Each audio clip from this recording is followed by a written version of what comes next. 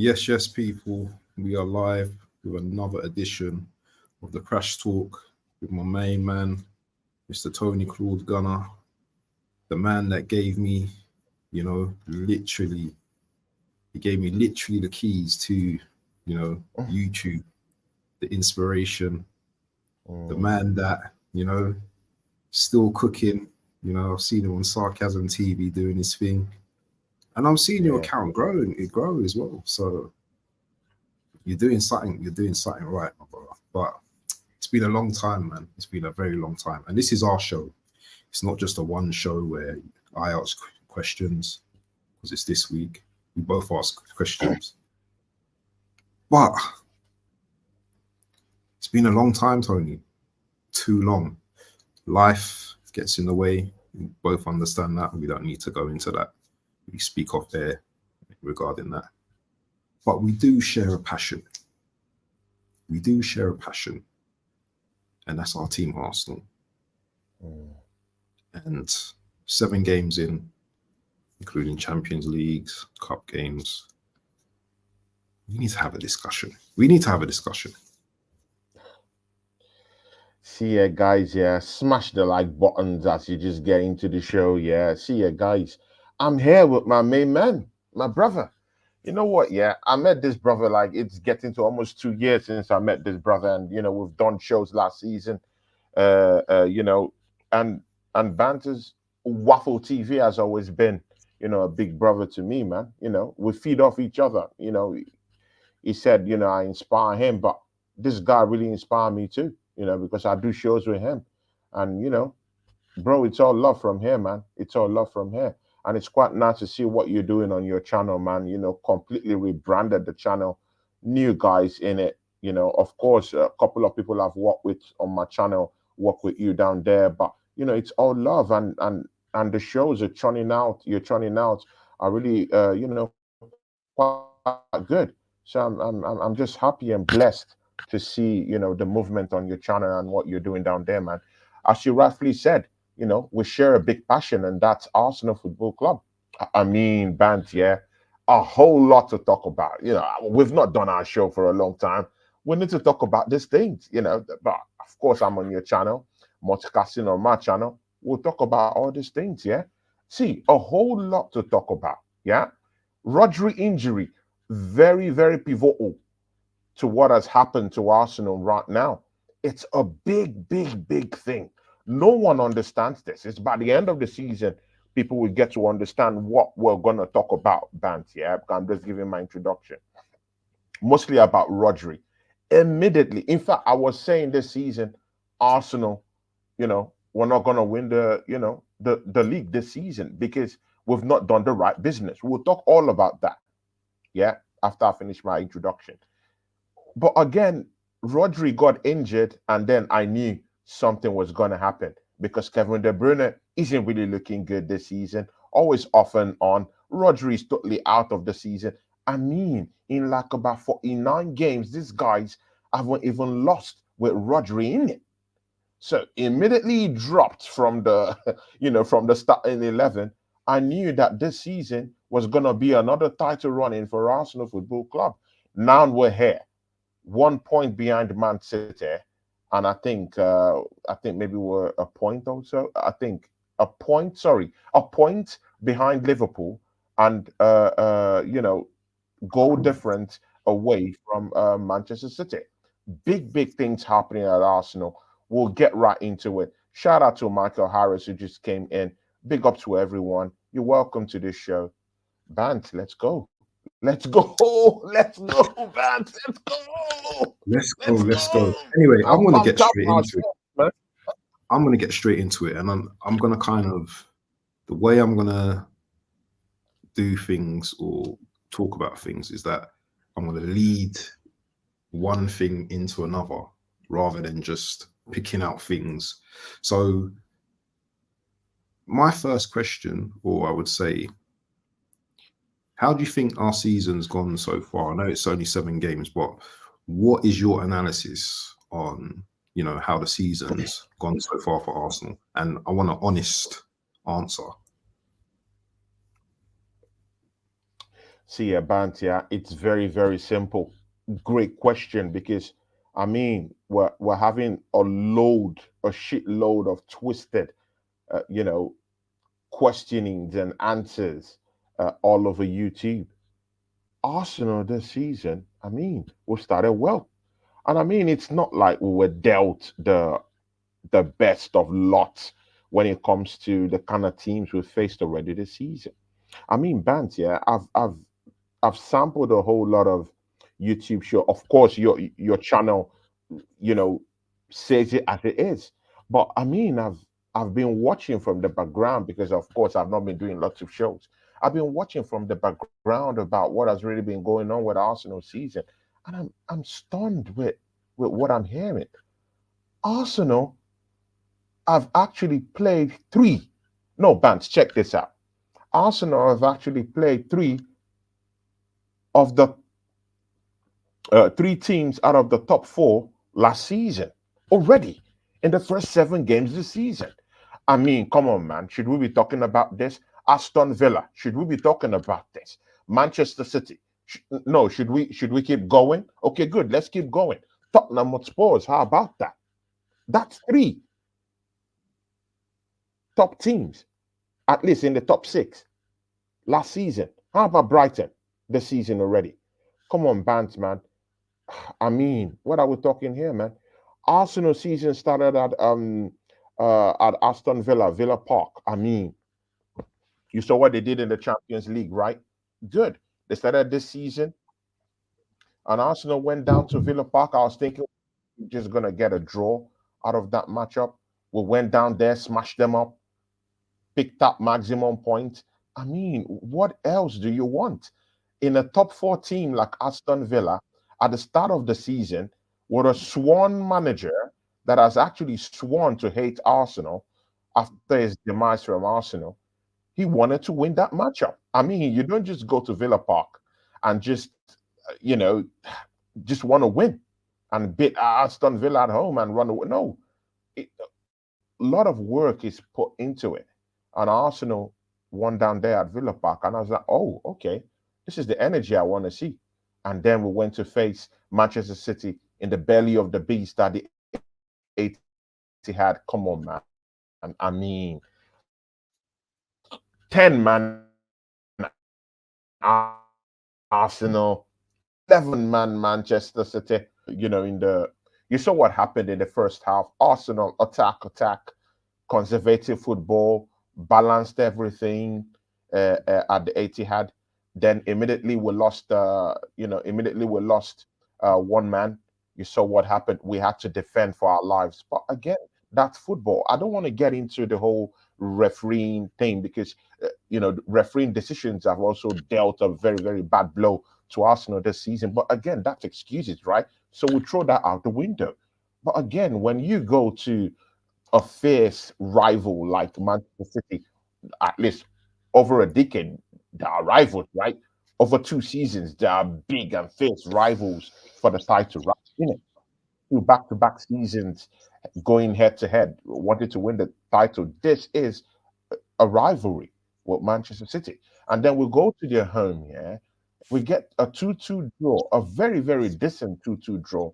We're getting goals from set pieces. We're getting goals from open play. I mean, it's looking good. And we came out of there, yeah, with that draw. And I was like, okay, a win at Aston Villa, a draw at Manchester City, that's not bad at all. That's a And Spurs as decent, well, and a win at Spurs as well. exactly. That's a decent start to the season, man. And again, we should have gotten maximum points from that Brighton game. But of course, these games, yeah, sometimes, you can't really say. Sometimes these teams just, they just have it for Arsenal on the day. And that's what happened for Brighton. Clear lapses defensively for Arsenal. But again, they took their chances. But again, one thing I've also noticed this season is that these smaller teams, yeah, maybe not really the bigger teams, but these smaller teams have actually devised a way to actually come at Arsenal fearlessly this season. And they're actually trying to say, let's have a go at Arsenal. Let's have a run in. They might have one or two problems defensively. Even if Arsenal have two of the best centre backs for me in the whole goddamn world right now, at least in Europe right now, they got two of the best centre backs. That's my own opinion. Of course, it's open for criticism anyway, but that's how I see it. And Bants, man, come on, man. You know, 2, 3 seasons ago, we would have lost that game against Brighton. Came back, drew that match up, good and okay. And then, of course, you saw that Southampton match, man. My brother, man. I'll go down. I mean, classic Arsenal against a big rival Southampton, a boogie team, yeah. Not really a rival, right? But a boogie team over the years, yeah. And then Arsenal just, do them dirty. Yeah, we went a goal down, but we came back. Again, that shows elite mentality coming back from those, from those kind of situations that are quite tricky in a way, and Southampton being a boogie team of ours, I actually thought that they would beat us at the end of the day, but Arsenal just coming back, bouncing back, and again, someone me and you will talk about down the road, Kai Havertz. I mean, grabbing the game by the scuff of his neck and just giving Arsenal that equalizer. I mean, what else do we want from this guy? We'll talk about that later on anyway. But again, Arsenal bouncing back, and winning that game against Southampton. I mean, we're actually decently facing the bigger oppositions, the Aston Villas, the Manchester Cities. But again, we're also showing these other smaller teams, yeah, that Arsenal are comeback kings. So it doesn't matter how many goals this team score.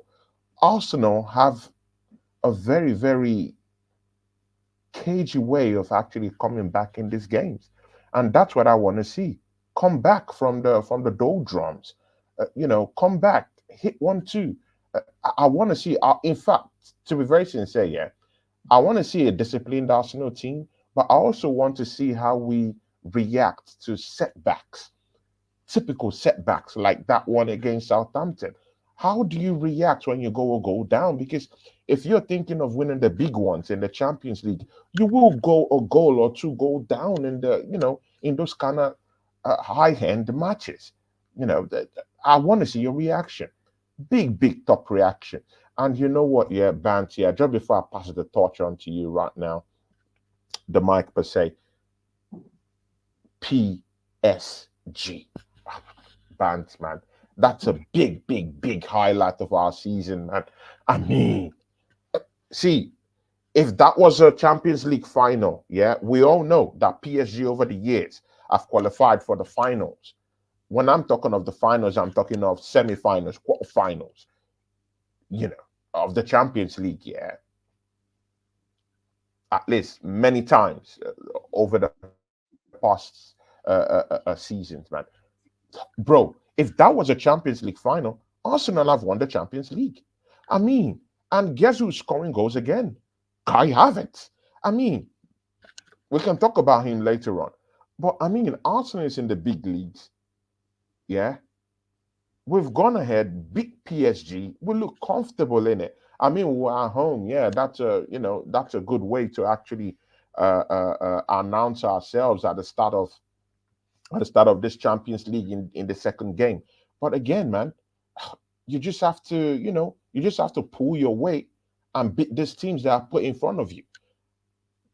We drew against Atalanta, but again, that Atlanta draw wasn't as bad as it looks. Look at what Atlanta is doing in the Italian Serie A. They're smashing teams. Even in the second game in the Champions League, I mean, they spanked one team like 4 goals to nil or something like that. It was that bad. Atlanta is looking good. So that draw we drew against Atalanta isn't right now isn't really looking as bad as it was then. And again, to just go and put two past PSG, I mean, those are the top team in the French league. On, we just doing our thing, beating them up and ascending in that table in the Champions League. It's looking good. We'll bounce, we'll have Shakhtar Donetsk come up again in the next coming week, and we'll see what we're gonna get down there. I predict that we're gonna smash up Shakhtar Donetsk, man. Come on, man. and we're gonna, just accelerate in that table in the Champions League. Band, we are really, really looking good. Despite the shortcomings in terms of us not signing a striker, in terms of us not signing maybe someone of the ilk of Zubramendi who could, just roll around the middle of the park and help us out in terms of creativity. And now that Martin Odegaard is totally out, I mean, Bant, man, it's not a bad shout being third in the league right now, being just 1 point behind Liverpool, and being being in touch with our rivals for the title this season, Manchester City. That's a good, nice little, analysis of the season so far. And respect to you for that. Before I start, make sure you guys smash the likes. I want to see at least 10 likes per channel if you can do that, people. This is free content. We're taking our time out, and you're taking your time out to listen to us. So big up to Martin. And this is my main man, by the way. Yeah, this ain't. There's history.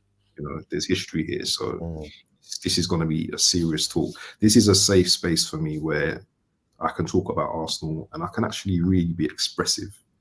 In terms of like, when you're talking to rivals, you have to be careful about certain things that you say, because clip this and do that. But this is my safe space to say what I'm going to say.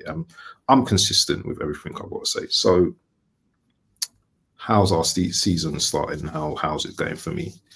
I always measure every game, that I watch with Arsenal.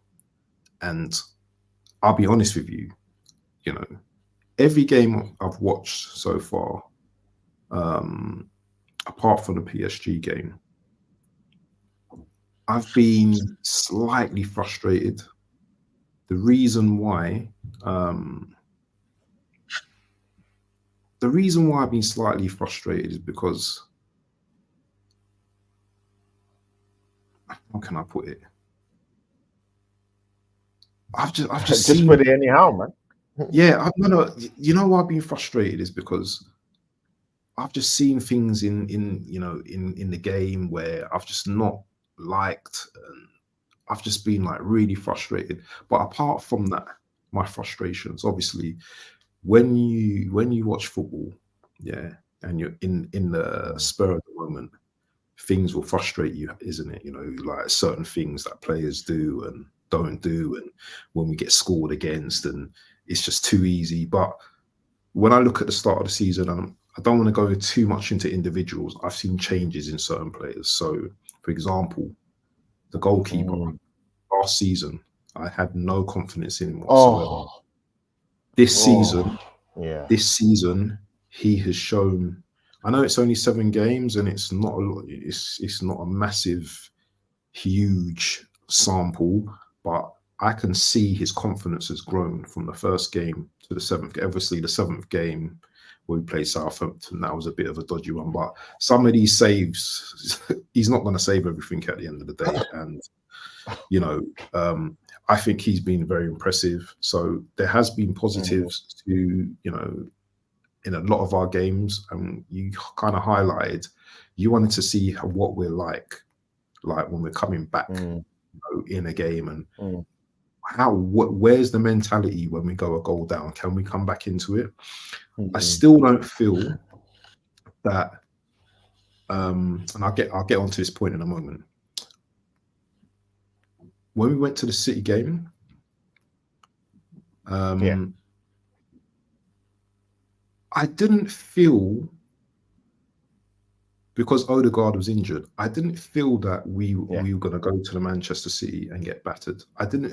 I kept my feelings quite quiet. I didn't really tell anyone anything, because the worst thing that we could have got at Man City was a draw. And in that first half, the last 15, 20 minutes of that half, we were actually dominating Man City. Man City fans won't tell you this, because Man City are still rattled to this day on how we play them.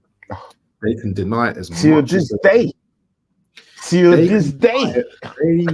Do you know what? And that was the disappointing thing. That last Mm. minute, that lapse of concentration. I know we had 10 men, but we only had like a minute to see that game out. You see, if we won that game, if we had won that game,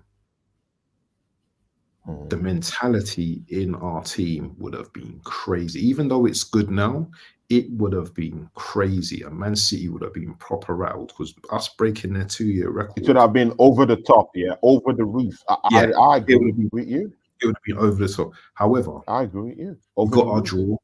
We got the draw. At the end of the day, Man City had to beat us as far as I'm concerned. Yeah. We had 10 men. Yeah.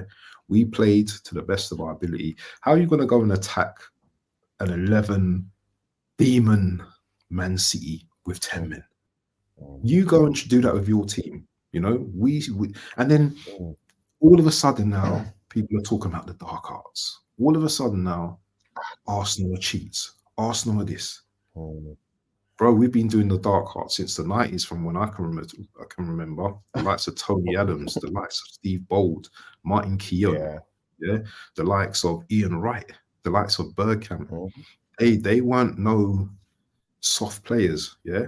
When they Yeah, had there to weren't mix up, no, they would yeah, mix yeah, up. exactly. So all this dark arts Arsenal. Do you know how many red cards Arsenal used to get back in the day? Because we were a very physical team. Yeah. Obviously, during the Wenger years or the mid late to late Wenger years, Yeah, we during the got a bit Wenger soft. year, we dropped off. We Yeah, we dropped off. dropped off, We became have to put soft. that in But perspective anyway, too. that's a history Jez moment that we don't need to go into. Anyway, so games Shout out, we Jez, played. man. Yeah, shout out Jez. Games we played. You know, obviously we played the Bolton game. I've not been overly impressed with our Loney signing so far. I'm not gonna name names at the moment. We can go into details later on during this discussion. And the Southampton game was another frustrating game as well, because, and then again, was it a frustrating game? Because we knew, you know, there's a saying, Tony, you have to get the monkey off your Mm. back. Yeah. Other teams look at a Southampton and think, oh, they're an easy team. We should smash them. Football doesn't work like that. Football doesn't work like that all the time. Yeah. Mm. Southampton were a team that drew with us the last time they was in the Premier League. Yeah. There's certain teams, whether they're low in the Premier League or high in the Premier League, they're going to give you problems. There's just those certain teams, the way they set up, That's a bogey certain team. players they've got. Yeah, It's a it's a bogey bogey team. It's a exactly, bogey team for Arsenal. exactly. Most of And I most of these knew, bigger teams, they have bogey teams. I yeah, exactly. Exactly. mean, And I knew yeah, this game, I it's a was bogey saying team. before, yeah, I was saying before we played this game, Tony, I was saying this isn't going to be an easy game. People are like, what are you talking about? Oh, come on, we got this. This was not going to be an easy game against Southampton, because Southampton are one of those teams that we will find difficult to break down. But lo and behold, you know, we broke down and we won. Now, I'm just going to take it back to before the Man City game. Odegaard got injured. Mm. Teams are thinking, yeah, Arsenal are up for grabs now. Arsenal are up for the taking now. Yeah. Tottenham couldn't do it. City couldn't do it. And nor could Villa. You can say we've got some fortune in some of those games, but also the other teams got fortune as well from some of those games, because we could have Yeah. scored many goals as well. And before I Mm. pass the baton once again, I just want to talk about something as well in terms of rivals. You see rivals, yeah? These rivals are like hawks. You know that those owls, they're like the owls. They're waiting Yeah. for destruction. They want us to say to us, you better go and win the league. Are you going to win the league? But they're waiting on our destruction, game after game after game.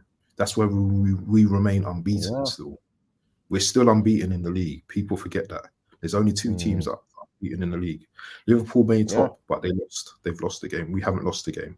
Our next 3 games are going to be very tough. Yeah. Saka's We don't know what's going on with Saka, but we know Odegaard's up. And another test of our mantle is how we play without certain stars in our team. And so far, we've done okay. But I'm passing it back to you, man.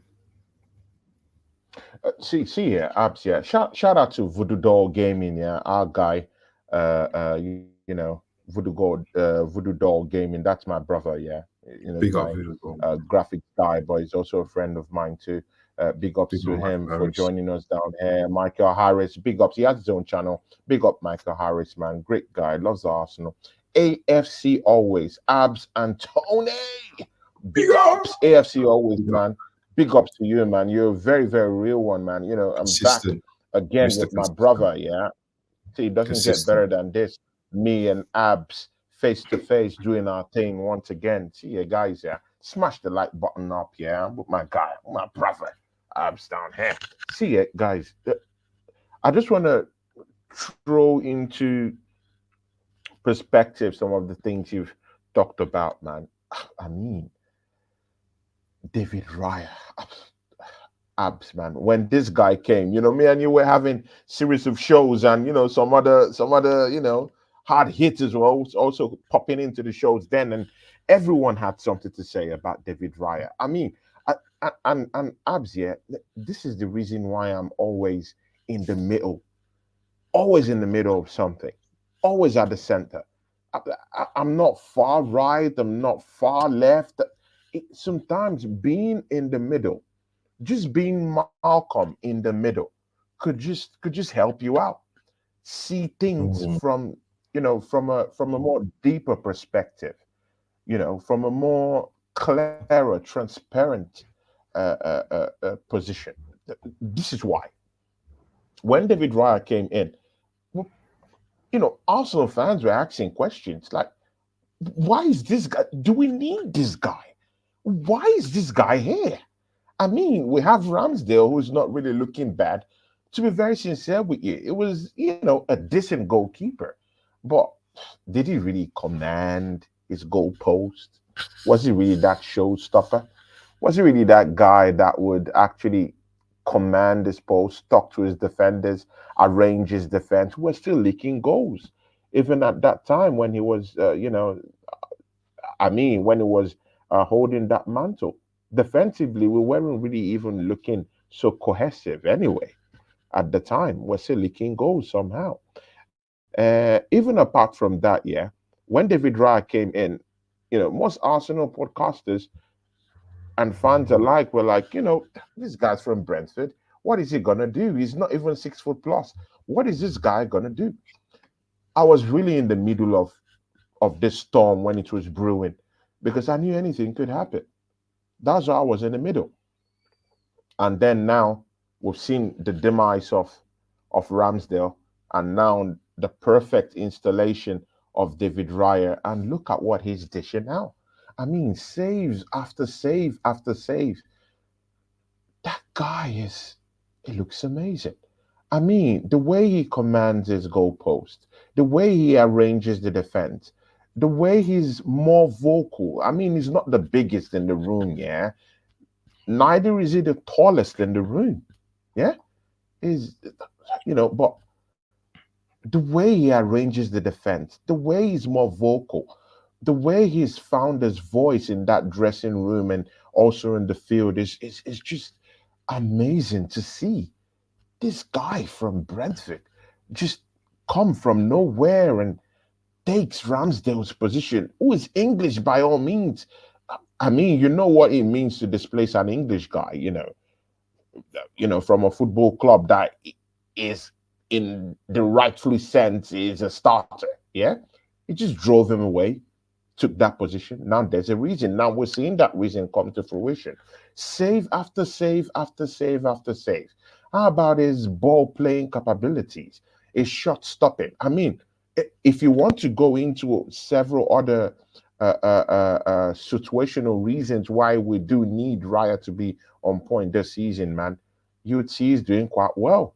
The stats show it. The results show it. The clean sheets show it. And even apart from that, man, I mean, Bant, yeah, I think by the end of the season, if Arsenal, now it's a big if, it's a conditional statement. If David Raya goes through to the end of the season and win Arsenal a major trophy, and he keeps this same energy, this same super super saves or whatever he's doing at Arsenal right now, I mean, Abs, should we be saying this goalkeeper is world class? Because I mean, they throw around that world class for different players who haven't even won, you know, trophies as a standalone player in a different club, like Cole Palmer. People are saying he's world class. People even saying he's world class more than Bukayo Saka. I mean, my ears are filled up, you know, with all this stuff. Good. Take Cole Palmer. But at the end of the season, if David Raya is dishing out saves like that and win a major trophy, I mean, he should be put into that echelon of world class goalkeepers because, I mean, world class goalkeepers isn't something that highly proliferated in the league right now. Don't you see that with me, Abs? I mean, only like maybe two, three elite goalkeepers right now, elite world class. Allison, Edison, and all these guys, you know, they're getting older. Definitely the new generation have to take over. And that's what David Raya represents. Secondly, Bantia, I mean, I'll pass it back to you. But again, I do hear what you said about, you know, Arsenal's matchups, and of course, you weren't really totally sold on what was really going on, mostly in games where we had to go down and stuff like that. I hear you, but again, you also have to understand that at the start of the season, we didn't even know what was going to happen to Thomas Partey. I mean,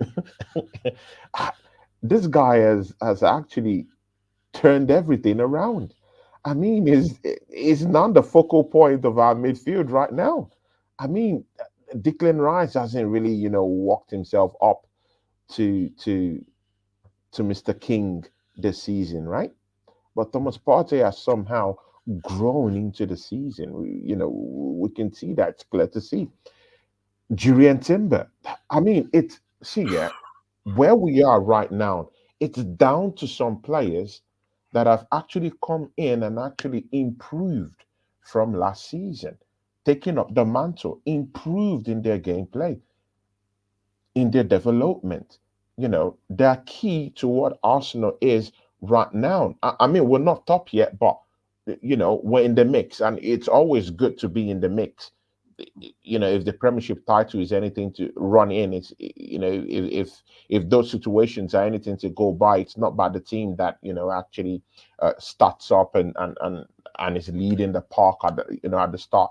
It's how you can keep in touch with the, you know, with the first, second team. You know, just keep it, you know, keep a touching distance. You know, around those teams that are top in the league table, and that's what Arsenal is doing now. And it's down to some members of this team that have actually improved their gameplay, that have actually shown us that they can also adapt and develop, even if it seems, you know, uh, uh, all in a sunken place. Thomas Partey, I mean, his development this season, man, and he's keeping fit. Mind you, last season, after every two games, down and out, always injured.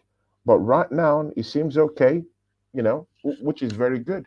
And throughout the season, if he keeps his fitness levels, you know, secure, Arsenal have a midfielder in their hands. It's clear to see.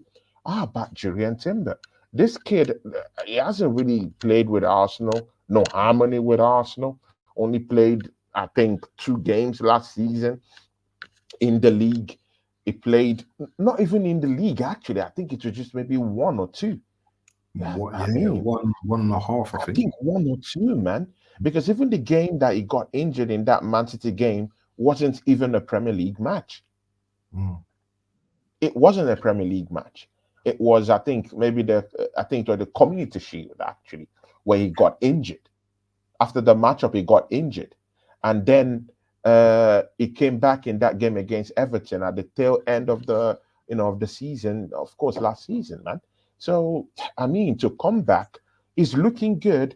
I mean, bro, I really don't see Zinchenko coming back and having a starting berth in that left hand side if Julian Timber is there.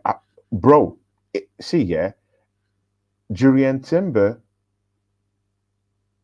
is a big threat to Benjamin White's position because somehow Yes. Calafiori came in for big money. Mikel Arteta has to field him because definitely clauses were written in those contracts that, you know what, yeah, if I'm to come to Arsenal, you need to play me in so games, in so amount of games. That's what Mm, these agents do in the contract. So Calafiori must play. The yeah. whole theory as to why we signed Calafiori is now coming out. I actually thought that Saliba would leave Arsenal last season. Now that's the replacement for William Saliba. This is what people don't really understand. I Mm, thought that Real Madrid would get him out last season.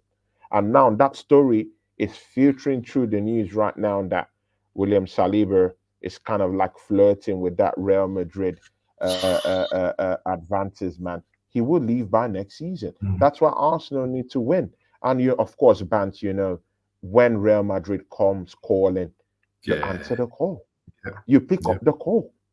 Mm, Yeah, you pick up the call, and that's what Saliba will do next season. But if Arsenal can be able to, I've resigned to losing it because it's Real Madrid. When they place a call, you leave. That's it. It's gonna turn his head. It doesn't really owe Arsenal anything because they never really believed in him in the first place. Always sending me out on loan. Now this is where it is. This is where it has led to. And all the seasons we've had him, we've not used him to win a title. I mean, this is the reason why. You need to make hay while the sun shine. You need to, when these players are getting to the peak here, you need to use them up. Get them to win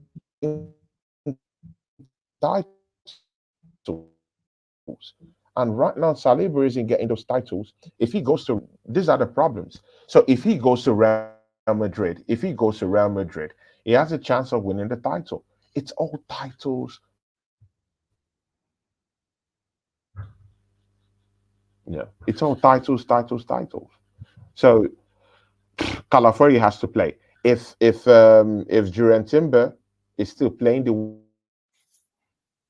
way he's playing, Benjamin White's position could be in jeopardy at the end of the day. So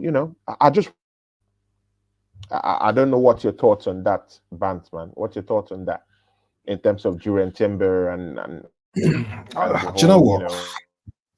You know what? Football's about right back, competition, left isn't it? back thing, what's Yeah, no, going no, on. no. Football's about competition, and at the end of the day, if you want to win titles, you have to have players that compete, you know, in each position. So you have to have two players in each position that compete with each other. Because if you have a player in that position, and say for example, Saka's position, Saka doesn't have to really raise his game more than what he has done so far, even though, he's done very well so far this season, but he still doesn't have to raise it above a certain level because there's no one on that right that's challenging him. So having competition throughout the team is a very good thing. I'm not too fussed about the Ben White, Timber stuff on the right. That's good. Um, it's interesting though because you know when you just mentioned Saliba there, yeah, I was literally in denial. Like Mm. literally, what is Tony talking about? I don't want to hear it. I don't want to hear nothing until the end of the season, until we've got that Premier League.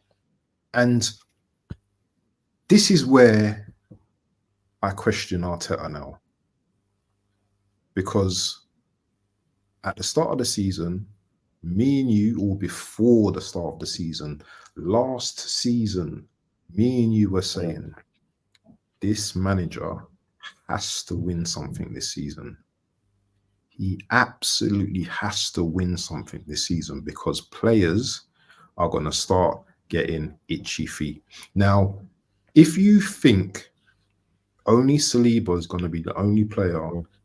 who Real Madrid are like, twerking with at the moment, yeah. If you think he's the only player and he moves to Real Madrid, other players are going to be like, this is if we don't win anything, by the way. Other players are going to be getting itchy feet. I don't care. I don't care who you think or Arteta is or how good Arsenal as a club are. Players want to win things before they retire.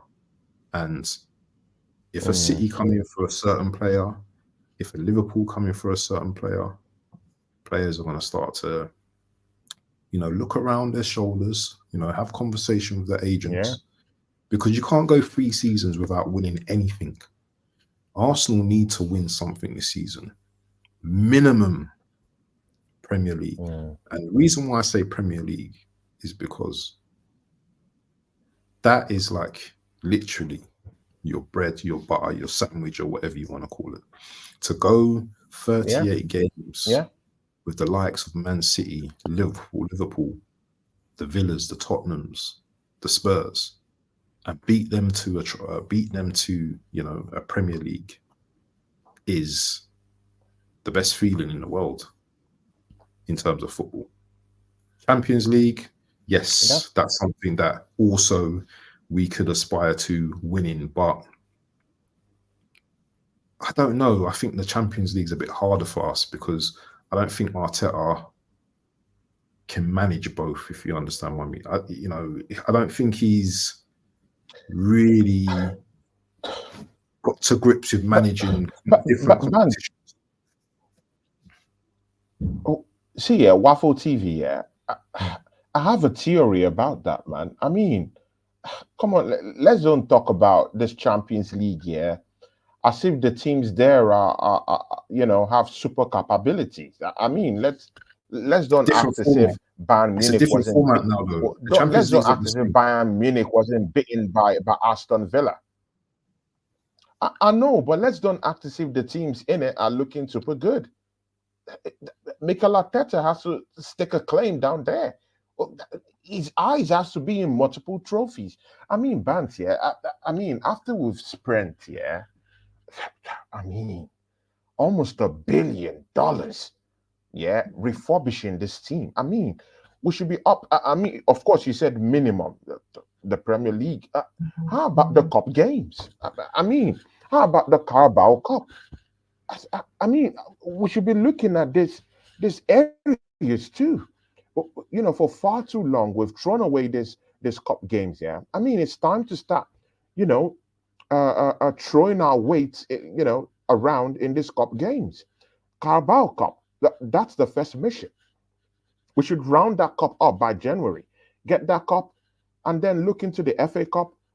Bro, Mikel Arteta needs to win multiple titles this season. He needs to win multiple. Bro, we've spent a lot of money. We deserve multiple cups to keep these players intact. I mean, a Carabao Cup or an FA Cup won't keep William Saliba here. It's a stinker. Mm. That's not what he wants right now. He's looking around him. He needs trophies. I mean, Bukayo Saka is looking around him right now and he's saying, you know what? Yeah, come on, man. I've been the highest goal scorer in this team. I've been carrying this team for the past 3, 4 seasons. And what do I get? I started this gangster. Look at the motherfucking thanks I'm getting, man. I mean, no trophies, nothing in my parlor to show that I'm a big time player. And these are the entrapment, yeah. These are the little details, the little elements that is keeping Bukayo Saka from being viewed as a world class player. I mean, everyone is. Since the past month, have you heard the amount of abuse and disrespect Bukayo Saka is getting? I mean, with All the time Arsenal I hear it. fans, with podcasters, with podcasters, both Arsenal. See, everyone is a culprit. Yeah, rivals, podcasters, talk sport, everyone, they're having a pop at Bukayo Saka, that he's not a world-class player. There's a big debate about him not being a world-class player. Well, this is where it stems from. Arsenal isn't winning trophies.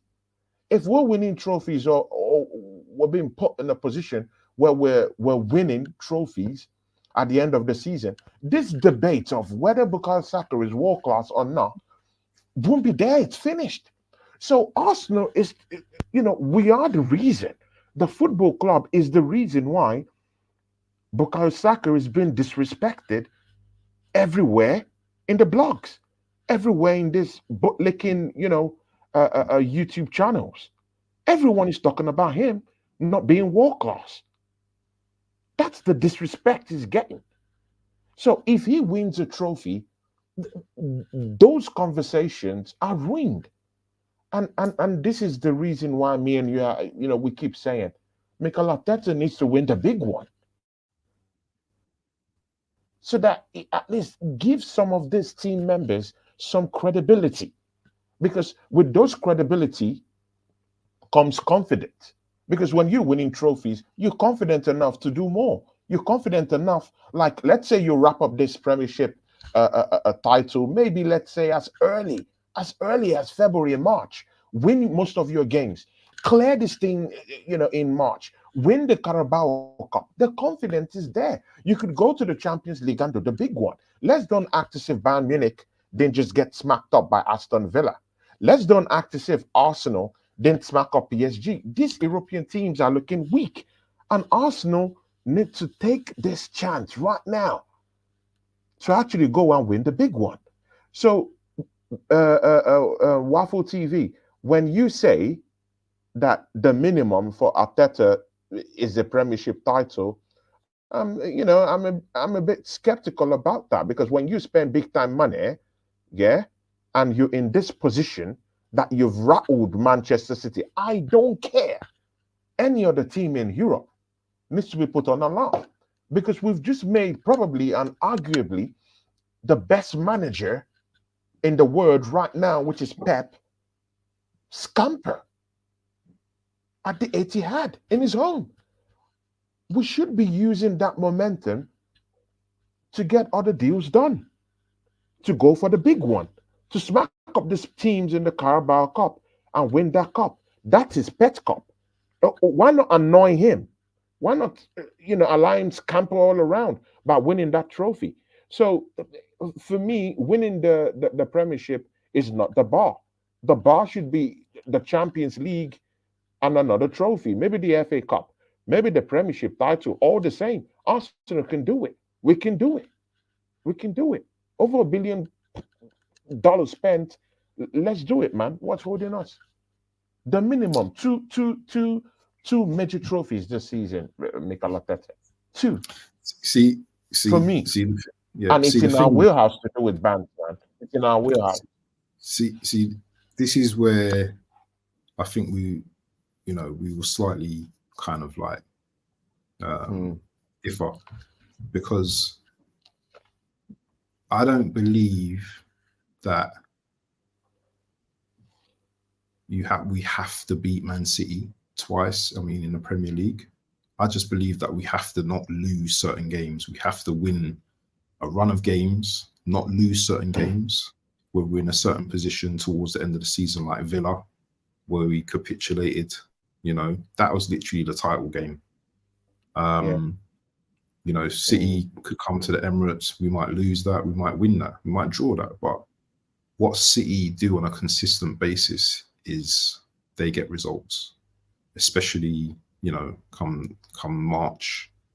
It's their time. And we know at that time of the year, regardless of if they got Rodri or not, they've got players that can hurt. They might have Kevin De Bruyne back then, and they will be dangerous. My problem is that there's always going to be two teams in front of us that are going to give us problems. And that's Man City and Liverpool. Liverpool have the experience in cup competitions, in Premier League. I know they've only won one Premier League in whatever, 30 years or 33 years or whatever you want to call it. But they still have world-class players that have seen it, experienced it, have lifted it.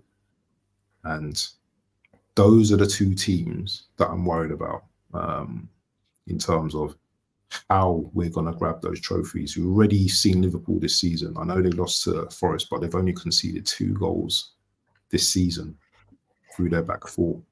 Excellent, excellent defense so far. And Man City are Man City. You know, Man City haven't looked convincing to me, but teams just seem to spread their legs when they play Man City for some reason. Brentford's the only team I've seen give them something. Even Fulham, sorry, Fulham gave them a good game as well. But you saw Adam Traore, legs all got jelly. You know, Diddy must have hit him up with the baby oil in his arms, made him, you know, not be able to finish. But it's coming like we're the only team, Liverpool are the only teams that are gonna, you know, Chelsea maybe, and there's also Chelsea in the background as well. Let's not sleep on Chelsea as well. As much as we say Chelsea's not ready, they've got a decent. Waffle tea, abs, please don't talk about Chelsea. I mean, I'm not going to talk join the about. I'm going to talk about bandwagon. Chelsea because Yeah, Chelsea get gassed I too mean, much. I know you This have is a a Chelsea Arsenal guy. show. I know, No, I know I'm you not have a Chelsea. Chelsea guy on your channel. Yeah, no, you know, forget but, Chelsea. I mean, don't join the bandwagon saying that Chelsea, Forget them. is back. I mean, please, let's don't do that, man. You know, see, man, you're a top guy. You see, man, you've watched football. You've done this over a period of time. You know what we're talking about. It took Arsenal a whole lot to come to where we're now actually stepping out of the shadows, out of the doldrums, and trying to actually challenge for the title, building a team and bringing. And even right now, even if we've spent over $1 billion trying to refurbish this team, we're not there yet. Then why would you say that a Chelsea team, yeah, that they're buying players, yeah, but they're also selling players? Those players aren't even performing at optimal level yet. Yes, they've won a couple of games here and there. Maraska has, has helped them, revitalize things. Won a couple of games, and suddenly they're now vying for the title. Bands, come on, man, let's don't do this, man. I mean, last weekend was a clear example of what will happen if you overhype your team. The draw against 10-man Nottingham Forest. That's what we're talking about. So let's be very careful about this Chelsea thing. Yeah, they're not back. See, Chelsea isn't back, and they certainly are not gonna step up to Arsenal. I mean, these guys have clearly forgotten what we did to them last season, back in our home. Suddenly, everyone has forgotten. I don't fear these teams. Chelsea fans are now saying that they want to step up to Arsenal, they want to disrespect us, they want to beat us, they want to. And I'm like, come, man. They never respected us. Did you see what we did to you guys last season? How dare you step up to us to talk? I mean, we went to Stamford Bridge, we got a draw, and Stamford Bridge will be having joys in that place, for some seasons now. How about that, band? Come down to our home, we're smashing this lot. I mean, let's be very careful when we throw this Chelsea thing about because they're winning a couple of games. And Bant, again, you talked about Manchester City and Liverpool. I mean, these are not the teams I'm worried about. I mean, they're not even in the conversation about the teams I'm worried about. The team I'm worried about is Arsenal. Yes. Can we go do the business in January? Bant, how many times have me and you talked about this? Bant, if Arsenal lost both games to Manchester City last season, lost games to Liverpool last season, and won our other games last season, we will win that title last season, 2 seasons ago. Manchester City wasn't even in the conversation. As early as January, Arsenal was already leading by 11 points. I mean, at the time, 11, then 8. When they won their game in hand, then 8. So I'm not even worried about Manchester City and Liverpool in this conversation. What I'm more worried about is, will Arsenal go and bring in a midfielder by January? Will Edu and Mikel Arteta drop their egos. As in, just drop your ego. See, I know egos, yeah, come with the territory. I know egos come with the whole footballing thing. It props up your managerial facade, like, but still, man, drop the ego. Go by January. Accept you need help. Accept you need help. Go by Tony, you know January. these guys ain't Go buying get no in the midfielder. Go January. get in Victor They're not Gyökeres, buying no one and in let's have January. that to push. They're not And buying let's no one see. in January. They're not buying no one in Now January. that's the problem. Now that's the difference. That's why we Mm. might not win the trophy. These are the reasons why, man. Because if we went on and brought in a prolific striker by January last season, bro, it doesn't matter whether we lose against Man City, we're winning that title because we'll smash up these other teams and still be in contention for that title for 2 seasons in a row. These are the problems. So will our team do what's necessary and go bring in a prolific striker by January to help Kai Havertz with what he's doing right now? I mean, what is bad in having two strikers who know how to score goals? Manchester United in the 90s, yeah, we're having Dwight Yoke, that's a striker. We're having Andy Cole. I mean, should we be talking about our ops and the ammunitions they had? Come on, man. What are we talking about? Yeah. Why can't we have like two strikers who could come in and blitz these teams? How about a midfielder, a more creative one, who could be more of a creative spark that will come in and help out since Martin Odegaard will be out till December? I mean, even if he comes back by December, he still needs to, come back to full fitness. He still needs rehabilitation. He still needs to come back to the party, and it will be so short.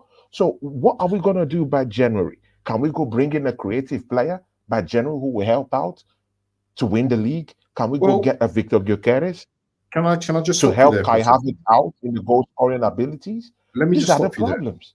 Let me just stop you there. Waneri has just signed a 60,000. Big up Don C. Big up Big Don up C. in the That's another building. real one, man. Band Big up Don C. Waffle TV. That's another real one. Is a real one. Don C, Big man. up to Don. You, Has you he know, got a one channel? day Yeah, you and him will do some shows together. Yeah, he'll definitely, be definitely, popping on my channel quite soon. Yeah, I really like the guy. definitely. Very very We nice do guy. some work. We'll work You know, together. and But he quickly, I understands just Arsenal. And, he wants to win. definitely, I just Yeah. want to just pick you up on one point you made. So, although I'm all for always bringing in new players, you have to remember we bought in Marino. We also got Waneri, who's just signed a 60K a week contract. He Now, hasn't signed. He hasn't signed. He hasn't signed. He hasn't signed. oh, He will be it's signed. been offered. It's been offered. Yeah, Okay, yeah, okay. yeah, yeah. That should be by So, March or so. so if we're giving Waneri a contract, Yeah. are we committing this for next season and saying Waneri, you're ready to start next season, or are we going to give him some kind of game time this season? How is that going to pan out? Because we're going to keep buying I midfielders, mean, buying midfielders. see, We yeah, still got Vieira. Oh no, he's out on loan, isn't he? yeah. Mm, he's out on loan. Yeah, I Yeah. don't think he's coming back because he's already Nor crocked. do I. In Portugal. That's how. See, that's how. See, yeah, that's how weak some of these players are. Mikel Arteta is also to take blame for those kind of signings too. But again, I hope he doesn't make those kind of mistakes again. Vieira, we loaned him to Portugal, and now he's also crocked in Portugal. His former football club in FC Porto, not looking good at How are we going all. to get rid of him? And We're not Arsenal going to need get to rid of clear. We need to clear the log. We need to clear the log. We need to sell this kind of players and bring in new ones. Now that one everything, yeah, of course, he's had a few cameos already this season, innit? I mean, look at that Bolton match, man. This kid is ready. I mean, him. he's ready. But my problem is, will Mikel Arteta accept the fact that this kid is ready? I don't think so. I think he's ready. The fans think he's ready. The cameo shows us that he's ready. But I'm still having that mental block in terms of trying to see if the manager thinks he's ready. I don't think the manager thinks he's ready. But again, rightfully so. I've seen some players that, in the course of their teenage years, they're playing and they're looking good, and then they kind of like just rush the development, and somehow it's truncated in the middle. Look at Ahmad, who was looking good after some couple of games. I mean, Manchester United fans were already saying world class. This, that. We have, bro. I don't know. Maybe it's this. Fans are so fickle, man. I mean, this fans like, bro. That's why I like the OGs, yeah. Because when we see these things, we just, we just, we just puff and pass. I mean, Ahmad was looking good in a couple of games, and Manchester United fan base was saying he's world class. Now look at it. The guy can't even get a game time. I mean, so we have to be very careful in the way we actually just trust him into these high hand games and into these difficult situations. So I like how Mikel Arteta is going about that. I don't want him to end up being just a hype. So yeah, but again, we need to slowly see him, come in and develop it, into the team. But again, I do admit I want it to be slowly. I think he's ready. We can use him, mostly with the old injuries out here. We have no other option anyway. Odegaard is out. We have no other option apart from maybe Trossard. But what happens if Trossard goes down? What happens if Bukayo Saka is down? Because mind you, Bukayo Saka is not only being used in the wings, is now with Martin Odegaard's demise, is now being used as almost our creative player. Now that is why Bukayo Saka is shattering the whole Assist. creativity statistics right now, Mm. because he's no longer the guy that just sits in the wing. He's Mm. now It's taking the cutting job of Martin inside. Odegaard and trying to create even from the Mm. middle. He's now popping up in different places. Now that's the position you want your winger to be in. But number one, when he pops off in different places, the goal ratio slows down. But for some reason, it's not slowing down. He's still scoring goals. He's still on the wings. He's still drifting into that number 10 position, trying to, create magic here and there. He's still assisting. But what happens when he gets an injury and he comes back? And then we're trying to say, okay, good, don't do too much, just stay on the wings, and then we're bereft of that creativity yet again. Bant, that's why the January transfer window is so important. I mean, we don't have a window as important as that one, because we can go bring in a creative player who could come down here and create stuff for us. Because Saka can't do it alone. I mean, with that injury, it's sure we understand that because Saka's fitness levels is going down. So before it totally damages and before the knees, fall off from this kid, how about go by January and go get someone who could create for us? Because Well, I do literally think that because you know Saka the is being run crazy to the thing? ground. The crazy thing about that, yeah, is, and this is where I think we're in both agreement, and in terms of I'm frustrated with my manager because we had a chance to like literally, all right, retire Partey or whatever, sell him, even though he's like literally our best midfielder, Mm, and put Declan Rice in the six. But now Declan Rice seems to be more occupied in the eight, and for me, he's not a natural eight as far as I'm concerned. He's more of a six for Arsenal. I don't think he's very creative on the ball. Yes, he can run with the ball and stuff like that, but I wouldn't say he's great on the ball. Um, Also, I don't like this Havertz coming into midfield and also being the creative spark as well, just to shoehorn Jesus into the team as well. These are some of the issues that I have with this manager, because you saw the other day against Southampton, it didn't work. Jesus, as far as I'm concerned, he's washed. mm, It's finished as far as I'm concerned. Um, Havertz, we're gonna get onto him in a moment because I know you've been gassing up this guy on Sarcasm TV. I've been watching all them shows, bro. Their morning You shows. mean Kai Havertz? Are you Yeah, talking of we're gonna Kai get into that. Havertz? Yeah, we're gonna get into that. Hold Yeah, on, just we're hold gonna on, get into just chill yourself, just chill yourself. it. But Yeah. for me, Kai Havertz has to be up top. You can't bring him into midfield. He has to play up top. Yeah, because we lose something when he goes into midfield and Sure. you put a Jesus up top who all he does is wants to, to, to, to argue with the referee and run on the floor and fall on the Always floor on every his butt. Always always sitting on the down on bottom, the floor. always on his bottom. It's But big up the rubbish. chat. Anyone It's that's rubbish. new that's come in the chat, please smash the like share. Big up to Hanno as well, yeah. Big up to Coach's Corner. And next Big up point Coach's now. Corner. Hanno. Big up to Hanno and big up to Don C as well, getting involved in a conversation and Voodoo Doll. You know, big up to you. But yeah, when I mentioned like Wanyeri, I just want to be clear to everyone, yeah. I'm not saying that we rely on a Wanyeri, but he needs to get some little pieces of game time now because Some game time. is one thing him starting all next season, yeah. But why don't we give him a little 10, 15 minutes here in games and stuff like that, just to give other players a bit of rest, you know? Because remember, he's a youngster, so he's got energy. So he's going to come on and he's going to, if we're like 2-0, 3-0 up in games, I don't see the harm in doing that. I'm not saying to start him 60, 70 minutes. I'm just saying give him a bit of time to come on, like towards the end of the game. Abs, I have a problem trusting this guy into eye-hand games like the ones you're talking, even for 15 minutes. Bro, you're not our fan base. If this guy has a stinker, they would sap the whole confidence away from this guy.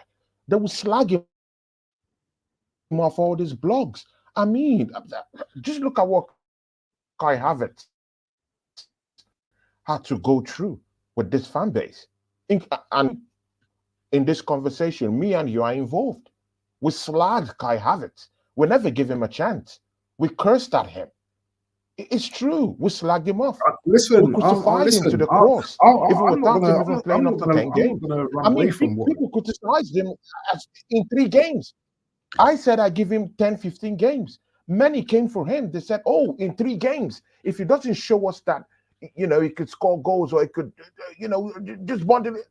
I mean, is this the same fan base you want to have patience with Waneri when he has a stinker? Because whether we like it or not, these players are going to get stinkers in 1 or 2 games. Nothing is perfect. There's always the good side and there's always a dark side. That's why I'm always in a balance. I'm very careful about these things. That's why I don't want to be looked at as a negative guy or a positive guy. I want to be the guy that just speaks the facts, that just looks at things and speaks his opinion on it. I don't belong to negative or positive. I belong to speaking the truth. How about that? So if this guy comes in this 10 minutes, 15 minutes that you're talking about now, and he has a stinker in those minutes, yeah? If he has it consistently, and he has a stinker in maybe one game, the next week he has a stinker, I mean, Bant, they're gonna crucify this guy to the cross. Say he's not ready. Say he's a dead youth. They would say he's another Charlie Patino. They'll say he's no use. Just throw him away. And bro, they even say Saudi Arabia should come and get this kid and let him play in Saudi Arabia. Bro, I've heard nonsense from our fan base. Bro, this fan base is so wicked. Our fan base are wicked, bro. We're wicked. Our mouths are destructive. And it's not so good to hand that kid, you know, to just trust him into this wicked world of Arsenal fans. You know, we're not balanced yet. I do understand that we're having, you know, this problem because we have won a trophy, you know, for God knows when. So these traumatic experiences are what are giving Arsenal fans these problems, and I do understand it. But again, you know, when we transfer this aggression to a kid like Waneri, and we totally throw out the window that this kid has to develop, it's a problem. Yeah, I'm all up for him to get 5 minutes, 7 minutes in the Premiership games, but let him get full time minutes, maybe in the Carabao Cup. Now, this is where what we're talking about cup games comes into play. That's where the manager has to be savvy enough to say, you know what, yeah, Waneri, I'm not going to be trusting you into high-end games. I'm going to aid your development. I'm going to slowly ease you into these games. How about you playing more in the Carabao Cup? How about you playing more in the FA Cup when it comes in? I mean, this game, these cup competitions are enough for that kid to have his final stages of his development, and then next season, he just walks straight right into that team if he's having such a good time this season. I mean, but for us to trust him down there, Bant, man, I don't agree. Not with this wicked, wicked fan base. No, no, no, no, no. No, they're going to truncate his confidence. They're going to shake him up, chew him up and throw him to the forest. Just the same way they did Charlie Patino. They will hype him and then they will just hype him to the extent only to bring him down. And I don't want to see that for Waneri. No, no, no. He's such a good kid. He's such a nice kid. You can see from his face he loves football. He wants to develop. He wants it. I could see it in him. But I don't just want us to just throw him in different games.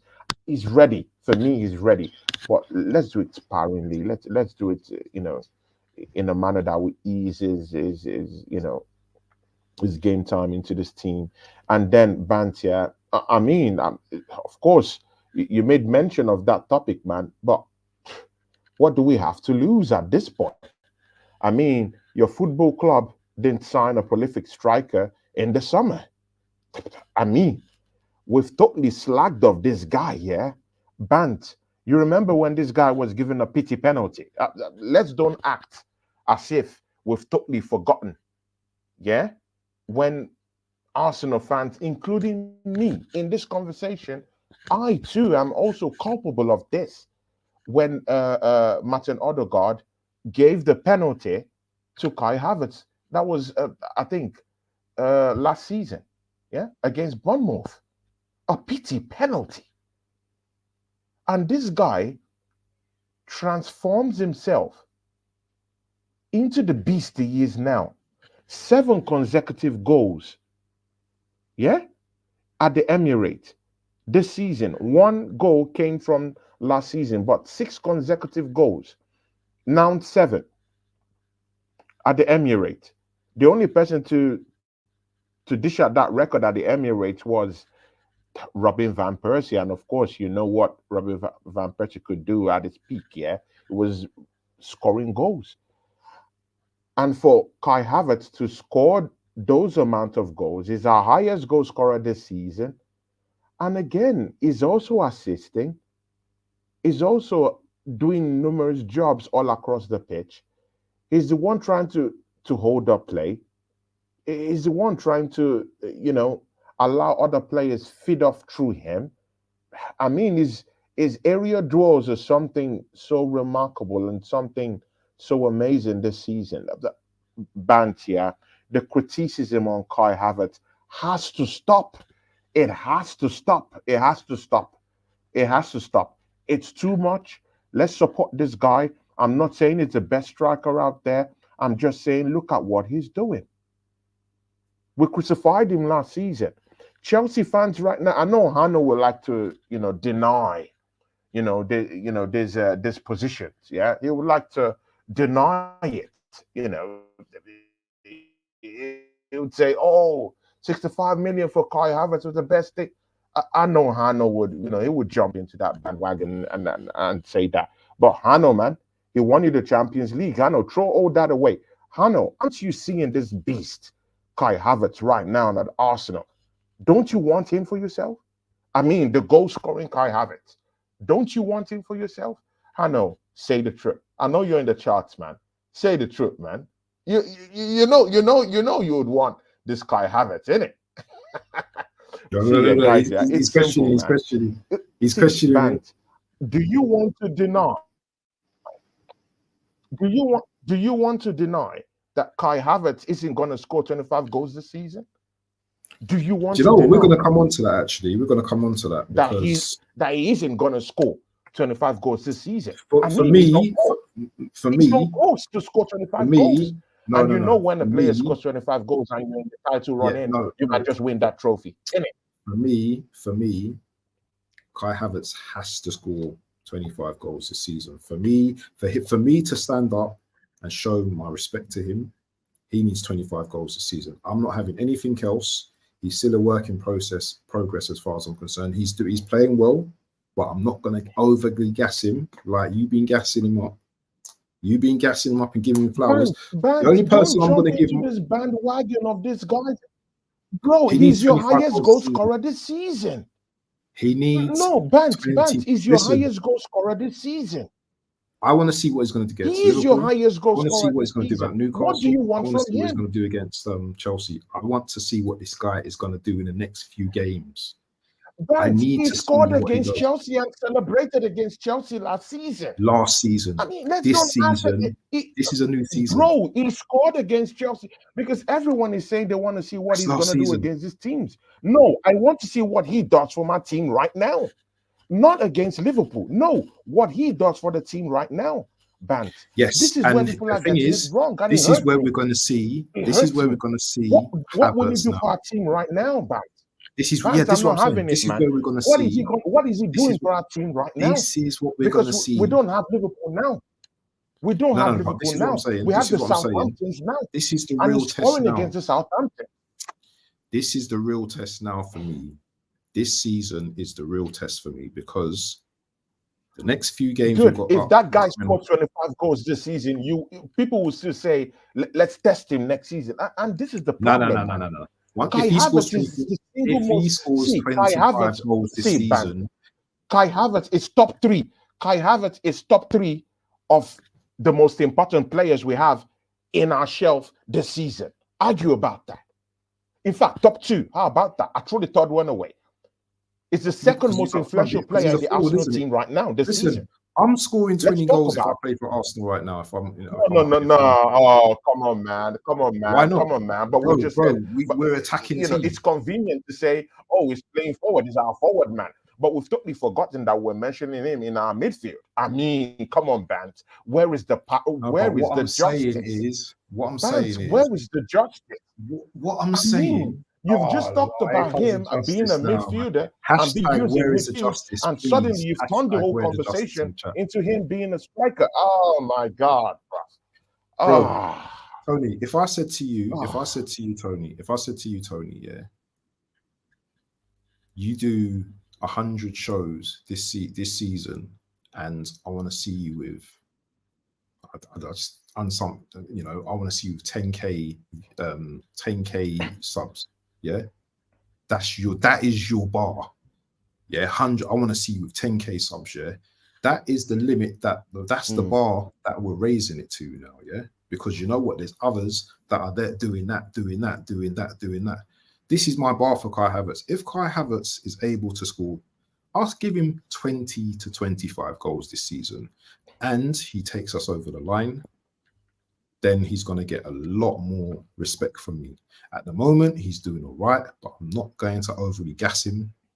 I'm not overly gassing him because this is what I expect from him. When you put that, this is what I expect. You're not gassing him up. This is what I expect. You're not gassing him up. You're telling it as it is. He's scoring goals. You're saying it as it is. 4 goals in the Premier League. Scoring goals. You're not gassing him up. 4 goals in the Premier League. The same narrative, our rivals are using. This is the same narrative. We're not gassing him up. He's scoring goals. He's our best attacker because our football club did not go and do business. No one's denying that he's not scoring goals. Scoring goals. We need to see goals every game. Man. We're not gassing him up. We're not gassing him up. He's our best attacker right now. Name me our best attacker, Bant. I mean, Bant, I know it's good for us to have, a few heated conversations because, sometimes, you're one of these my friends here that we can go slow. But in this one, man, I'm ready. I'm going with swords, knives. I'm going with samurai swords right here, man. Bro, no one will put Kai Havertz on the cross on my watch again. No one's denying. No one will put him on the cross again. I'm tired of that narrative. I'm Yeah, tired. no one's denying what Kai Havertz is, you know, as our best attacker. But so what? You know, come the end of the season, he can be our best attacker. But if we Support him. haven't got the Support title, him. Support him. Support him. Bant is your highest goal scorer. Support him. Get behind him.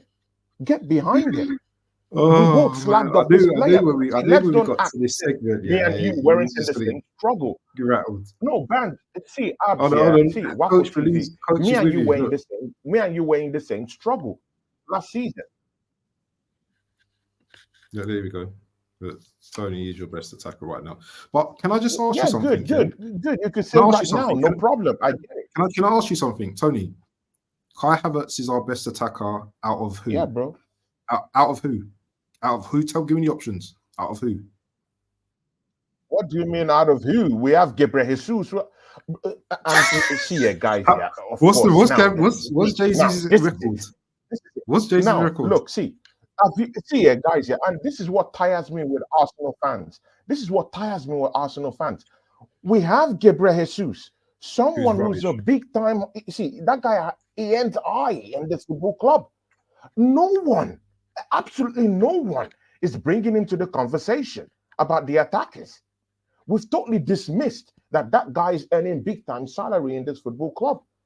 And we have Kai Havertz, who we've crucified and nailed to the cross, outscoring this guy, out assisting this guy. I mean, come on, man. No one is even talking about Gabriel Jesus in this same light. Where is the abuse and the disrespect for Gabriel Jesus that Kai Havertz was getting last season? No one is disrespecting him the same way Kai Havertz got disrespected and nailed to the cross after 3 games last season. No one is doing that. We've totally thrown out the window that Gabriel Jesus is one of the highest earners in this football club, and we can't even count on his fitness levels. I mean, forget the scoring, yeah? Throw away the scoring. We all know that Mikel Arteta's game plan isn't really to support the striker scoring goals. Let's throw that all away. Good. Don't score goals, no problem. How about the assist? It's dried up. He can't even stay fit. And yes, we don't want to talk about Gabriel Jesus. We want to get at the back of Kai Havertz. This is what I'm talking about, though, Tony. How about Gabriel Martinelli? Everyone, even when he was dishing out stinkers, everyone wanted Martinelli in their first 11. It's just Martinelli is just showing to the party quite late. I know, but it's showing to the party quite late. How many goals has he scored? Maybe 2 or 3 goals. 2. That's less than what Kai Havertz has gotten. How about that? But this is the point. This is the point. Yeah, but Tony, this is the point. But no one wants to criticize Martinelli. No one wants to Martinelli's been getting criticized. Martinelli's been getting. But they want to nail Kai Havertz to the cross. If you see my shows, Martinelli has been getting it, Tony. Listen, Martinelli has been getting it. What I've got to say about Havertz is, you can say that he's scoring goals. We can say that he's scoring goals, but let's not get to the point that, oh, we're comparing him to an injured Jesus, so he's going to be our best attacker. You know, if Saka was scoring loads of goals, he'd be our best attacker. Do you understand? But Havertz in the right place at the right time. No one is comparing him to Gabriel Jesus. No, but no one is comparing him. No, but that's what I'm saying. It's like we're comparing the disrespect. Okay. So for example, comparing the disrespect, the slagging of this guy. No. There's no disrespect for Havertz. I mean, how about the crucifixion? Expectation. We crucified this guy without playing. See, this guy hasn't even played 3 games last season. We crucified him. Bro, if we that's want what to we're comparing. The crucifixion. If we want to win things, then we Jesus have to is not being crucified like that. Yeah, we have to compare ourselves with the best. What's his name for Aston Villa? What's his name? And Solanke, they scored like 18, 19 goals, is it, last season for their respective clubs? I'm expecting Havertz to be above these guys this season. I'm expecting Havertz to be above Jackson this season. you know, he has to score more goals than Salah, as far as I'm concerned. Yeah, if we want to be talking about bars that we Okay. reaching, Havertz has to be reaching those Okay. bars. That's my expectation. Yours might be different, but that's my expectation. I'm not saying Havertz is a bad player. I'm not saying he's a shit player. I'm just saying, yeah, my expectation, yeah, that what he's doing, that he should be doing that anyway. Yeah, he's coming as a 65 million pound player. And As a even the forward. expectations, yeah.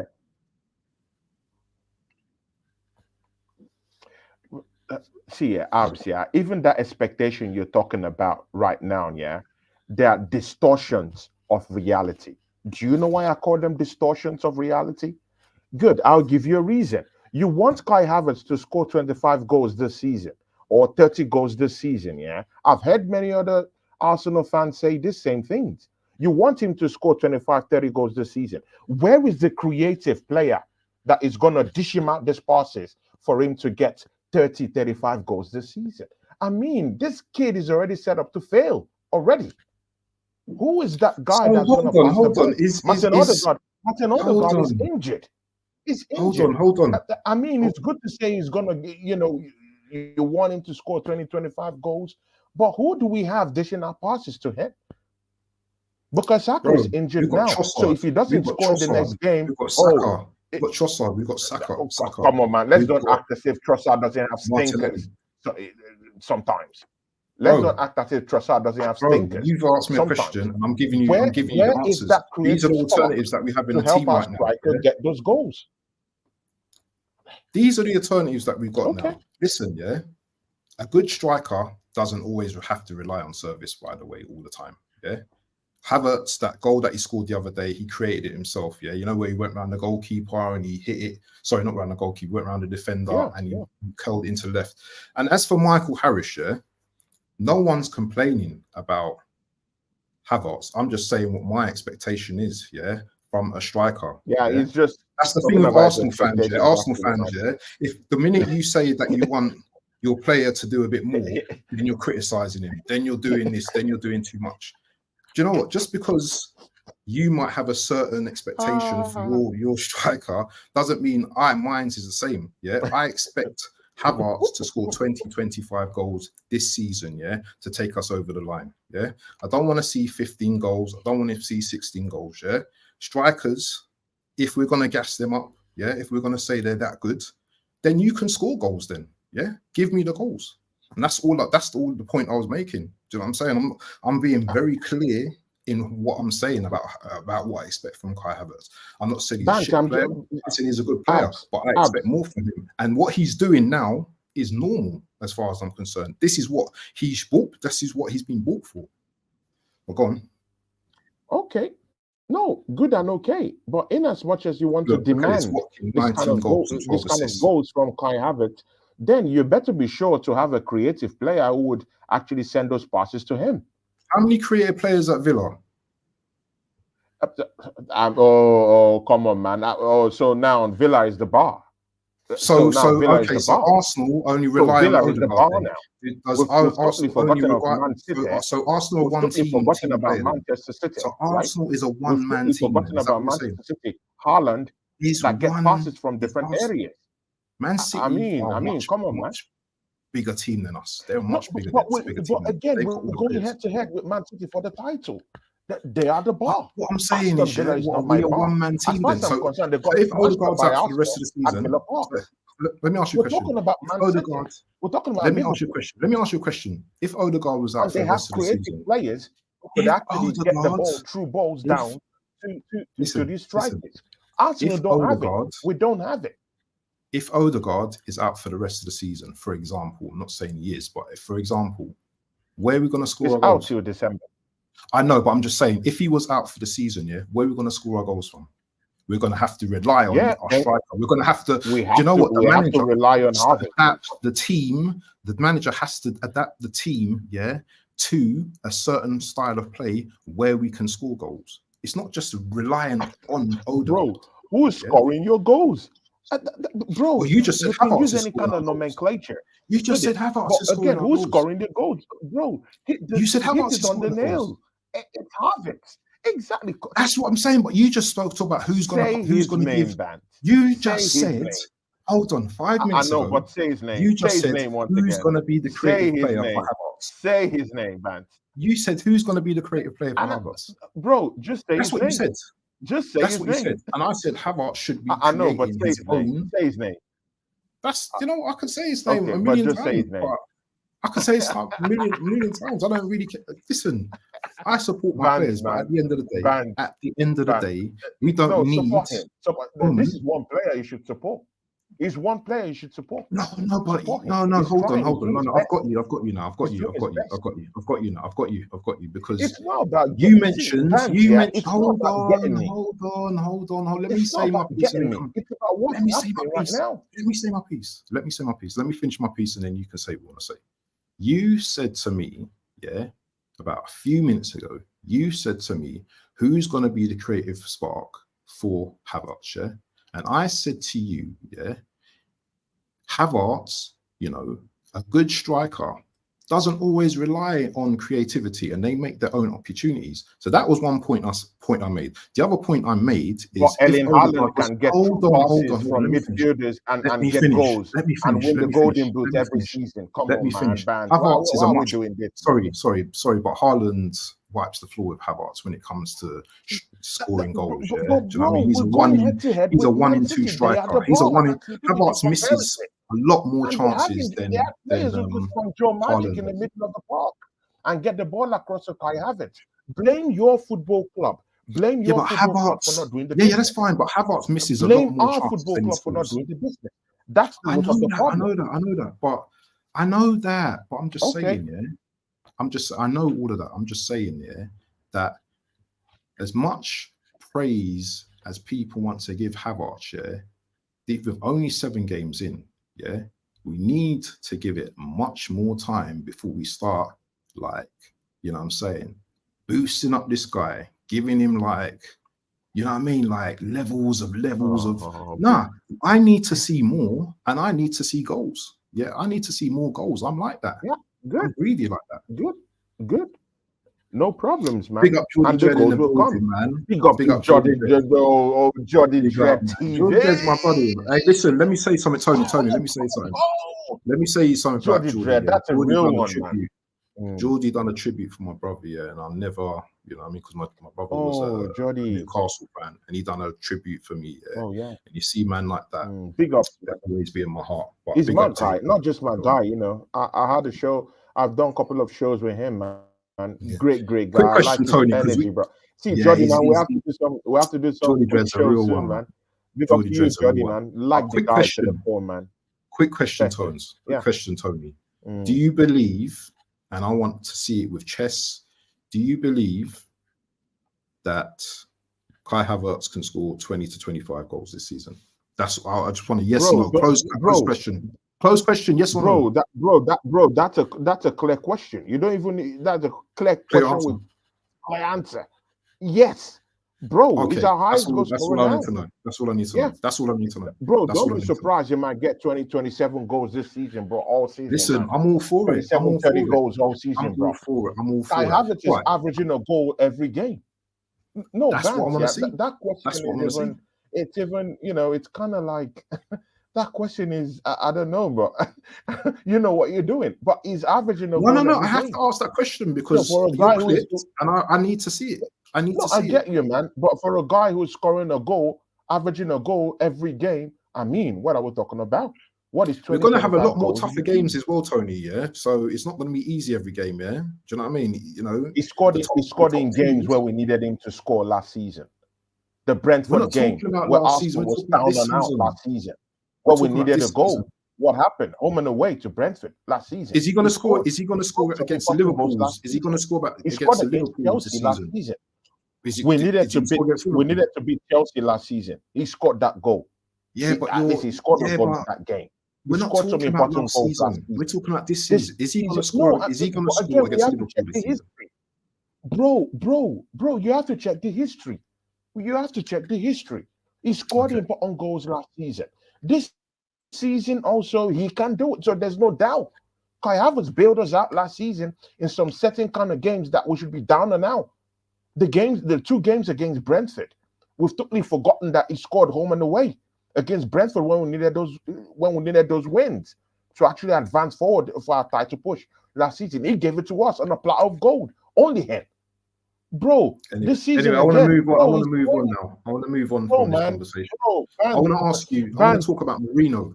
I want to talk Oh about my God, Marino. Vance, bro. No, no, no, no. We need to talk about Marino because Marino's just come You back. pissed me off in a good way today, bro. But you Now know, that's good. I like to get you out of it, bro. there's Don't worry always about it. more That's all days right. to That's all argue these good. things That's with all you, good. man. I want to quickly touch on Marino, yeah, because obviously we've not seen much of him. Mhm. Even when he's played, I don't know. Have you? What do you think of this player? Do you think he's good? Do you think he's? What do you what impact do you think Marino can have on this team, or do we need to see much more of him playing for us? And he's going to have to play in big games now, won't he? Mm. See, yeah, again, Bant, these are the bigger problems that I'm talking about when it comes to us Arsenal fans. We want everything right now, right now, right now. I get it. I get it. Right now, right now. Players that come from different leagues, we want them to hit the ground running, score 7 goals, 5 goals, bamboozle everyone in the midfield. We want Calafiore to be the biggest, left back ever and still score goals for us. Forgotten that, it's coming from the Italian Serie A. We want these players to just bamboozle their way into this league and just win. Bro, it doesn't happen like that, yeah. You need time, you need to develop yourself into that conversation. What I've seen with Merino, going back what I've seen in Spain about him, he'll clearly bring stability to our midfield. He's just getting to, kind of like acclimatize and harmonize his way into the team. The only criticism I have of him is he's holding on to the ball a little bit more longer. He needs to kind of like just allow the ball to just roll and have that freedom to just, pass the ball on. I get it. In Spain, you have to keep lots of possession because it's mostly possession based, mostly in Spain, and you just have to hold the ball, a little bit more in Spain, mostly in where he plays, the position he plays in. He has to hold the ball and try to, link or play in the middle of the park in a way. But still, yeah, he's strong. He looks okay. I saw that goal Martinelli scored. It was the one urging Martinelli to kind of like just move forward, man. Mm, Move forward. yeah, Let's square this yeah. ball together. Let's have a run in, and you could see what happened. And Martinelli just went on and tap boom scored that goal. I mean, we don't see these little details. Yeah, all we would just want to see is someone who would just come in and just score 7 goals, and then we hail them as the best thing, and then next season they don't even put up decent performances, and we're back to square one. So I prefer he just takes his time, develop into the whole game. Uh, but again, it's also difficult because he's playing in the same position that Thomas Partey is playing it, and Thomas Partey, Mm. who has definitely more experience in the Premiership, is having the time of his life right now. His form is absolutely amazing this season, and that's why Arsenal is thinking of giving him a new deal. Mind you, I hope you already heard that in the news that I've Thomas heard about Partey that. is in line to get a new contract. Good and Mm. okay, no problem. He's developing into that Thomas Partey that we once had in the first season after his injury, and then when he started performing in, more consistently, that's the Thomas Partey we have now. So he didn't start the season quite well, but he's developed more into the game. What But about the right now, right back this is Thomas where my Partey big that you fear saw is. last game? Now he's back to right back, and that's my problem. Why, I see, refuse to play this is that why I've over him. always said I want Mikel Arteta out. I've always been consistent in that. But again, this is not the time to claim and to say Yeah, yeah, Mikel Arteta out, when we're in a title push. I don't do that. Yeah.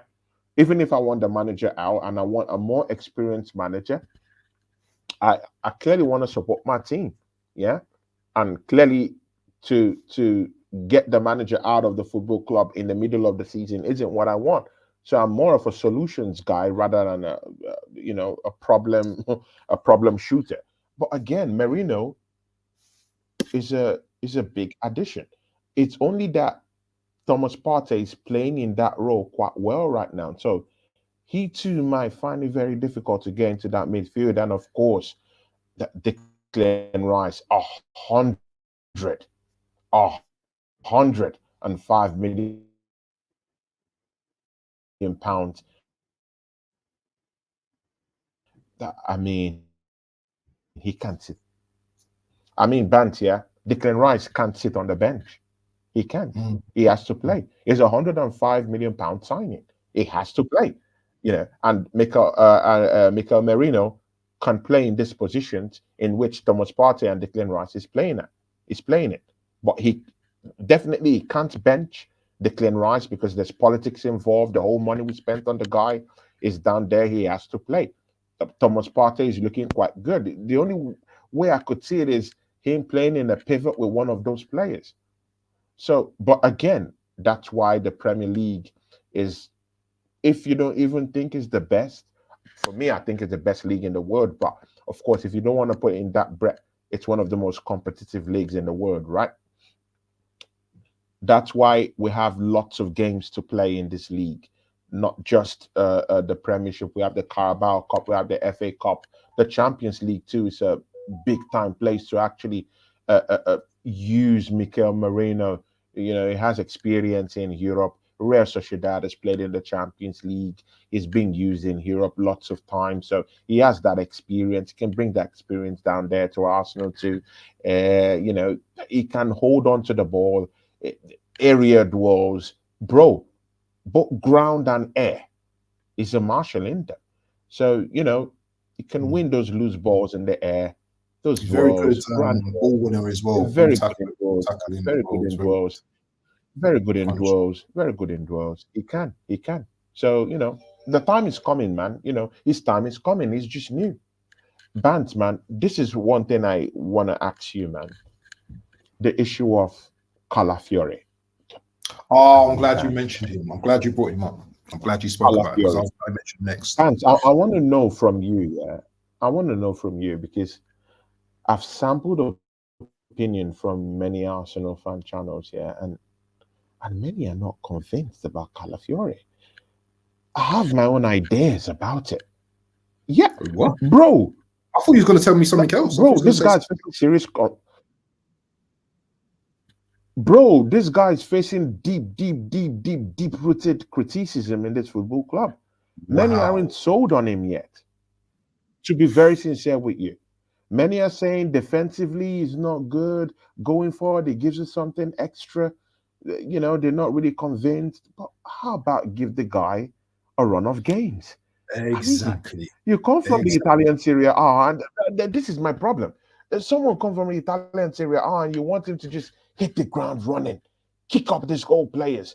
I mean, I know his decision making and his challenges are always rash, and people might actually Not have an always. idea that, it might rake up red cards, in this league. I get that. But again, this kid is just trying to acclimatize into this whole setup, into England per se. This guy hasn't even played in the Champions League. Bans, how about that? And he has to Mm. come into a big team like Arsenal Football Club and then, get to, creep into this tackling net defense that was the best defense in the league last season. I mean, come on, man. It's facing lots of criticism right now, but I, I look at it differently, man. Coming from Italian Serie A, look at Koulibaly. I mean, Hano will tell you a lot about that. How Yeah. about that? Yeah, Yeah. hailed in Napoli as a king, but it came down here, and bro, Chelsea couldn't just wait to just push the guy. I mean, they they use FedEx, or Amazon, bro. I don't know the fastest. Is that no, no, no? What's that one? Temu, Yeah. Yeah. Yeah. Yeah. Temu. I mean, they used Temu to FedEx this guy down to Saudi Arabia. I brought in his first bro. Come on, man. From the Italian Nah. Serie Do you know A, what? let's don't forget about Scamacca that came from the Italian Serie A, and Yeah. Now, for dish me, that stinkers. at West Ham. I mean, no one is giving him the light of day. No one wants to give him a chance to acclimatize. Bro, it's not Yeah, looking good. I've not. Man. I've You know, got a our fan completely base needs to different. tone it down a bit and give these guys Yeah, a chance. I don't know if you've seen any of my other videos, but I've spoken quite highly of Calafiori. I think he's a very good. I think he's a very good player. You have to remember as well that I don't think he's completed a full 90 as of yet either. So when fans are making judgments on our player, 22 years old, who's just hit the Premier League, I think that's a little bit harsh. I think that Calafiori, yes, he can build on some of his defensive frailties, but I wouldn't say he's a crap defender. There was a tackle he did, in the Southampton game where the ball went past him. He's kind of like turned his body and he's kind of, slid and won the ball. Yeah, I think this guy's going to be a baller, and going forward as well. He seems to have a good kind of like communication with Martinelli as well. And I think he's strengthened our defense as well. We only conceded 6 goals in the league so far, and I think he's done. I think he's done well. Obviously, he's been, probably twisted a couple of times. But come on now, the Savio, is it Savinio or Savio, whatever his name, against City? That ball that they played, in between Magalhaes and Saliba. No, actually, he roasted him, bro. I'll be frank, he roasted him. So but you know what? Frank, players like that are gonna roast you, though. But again, come on, players. But that doesn't players determine like his whole season, innit? That doesn't determine his whole season, innit? Yeah. It doesn't determine his whole season, innit? Yeah, so it's just I like the player, and do you know what? I think he's it doesn't. Yeah, I think he get better and better. But I want to just probably end on this one now.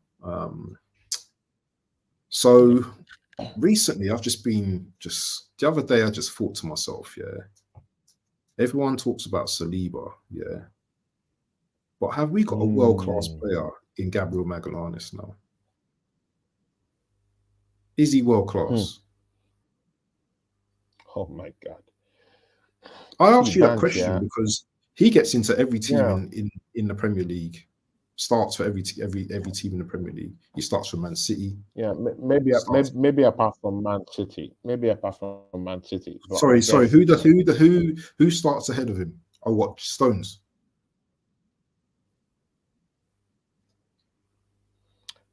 We've seen Stones defensively. That's where it becomes dicey. Again, that's where it becomes dicey. They have Diaz down there. They have John Stones. They are still the team to beat. So, of course. All right. Let's take out Man City then. Again. What about all the other teams? Yeah. He walks straight into other teams. He walks straight into other teams. But maybe. Where's your doubt coming from? A fit Konate. A fit Konate and a Van Dijk. That's a big one. It's a twisted one. So, because some defenders make other defenders look better than they are, though, as well. True. I get that. But again, I'm looking at this kind of players that have actually, they know what it means to win, because that's what makes you world class, innit? It's not about your little displays, your 1-2 good games, your man of the match displaying in individual games or whatnot. It's actually about putting in those performances and getting something at the end of the day, and that's the bracket that John Stones have achieved, that Ruben Diaz have achieved, that Van Dijk has achieved. These guys have won the big ones. They've won Premiership trophies. I'm talking about them have won the Champions League. I'm talking about ability. No, I get that. I get that. But again, when you're talking about world class, you have to chip in being a winner goals in that bracket. 3 seasons. I think he scored 16 goals in 3 seasons. For a but defender. Again, you have to win something at the end of the day. So you can't say you're world class in that. You can't put yourself in that bracket of world class. At the end of the But season, if he does wins every the world class player trophy, have to win something though? Look at Matt Letitia. He wasn't sorry, I would say he was world class. He didn't win anything. People say Harry Kane yeah, is world class. He hasn't won anything. yeah. I mean, I get that, but again, when you when you're getting the golden boot in the league in consecutive seasons, you can actually put yourself in that bracket to say that you're an elite player. A lot of But people. again, these are thin lines, these are thin margins, these are thin spaces, yeah. But again, he walks into, apart from Liverpool, for me, apart from Liverpool, Man City, but I want to be grossly I think honest. he starts for Liverpool. I think he benches Konate. I actually think a fit Konate, a fit why not? Konate.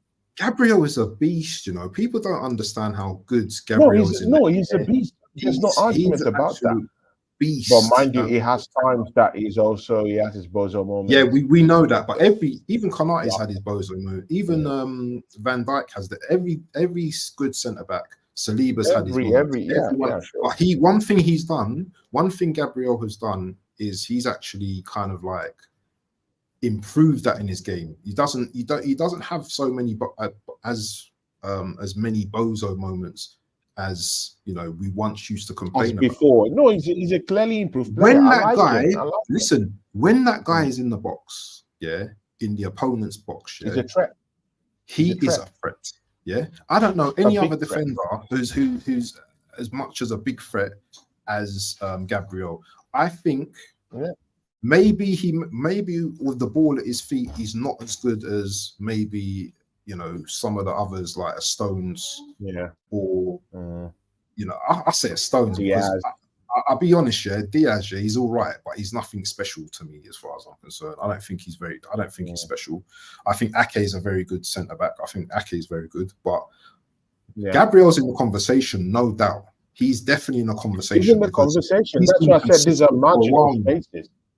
And all we need is the wins. I get that, but a winning trophies is also a collective team thing as well.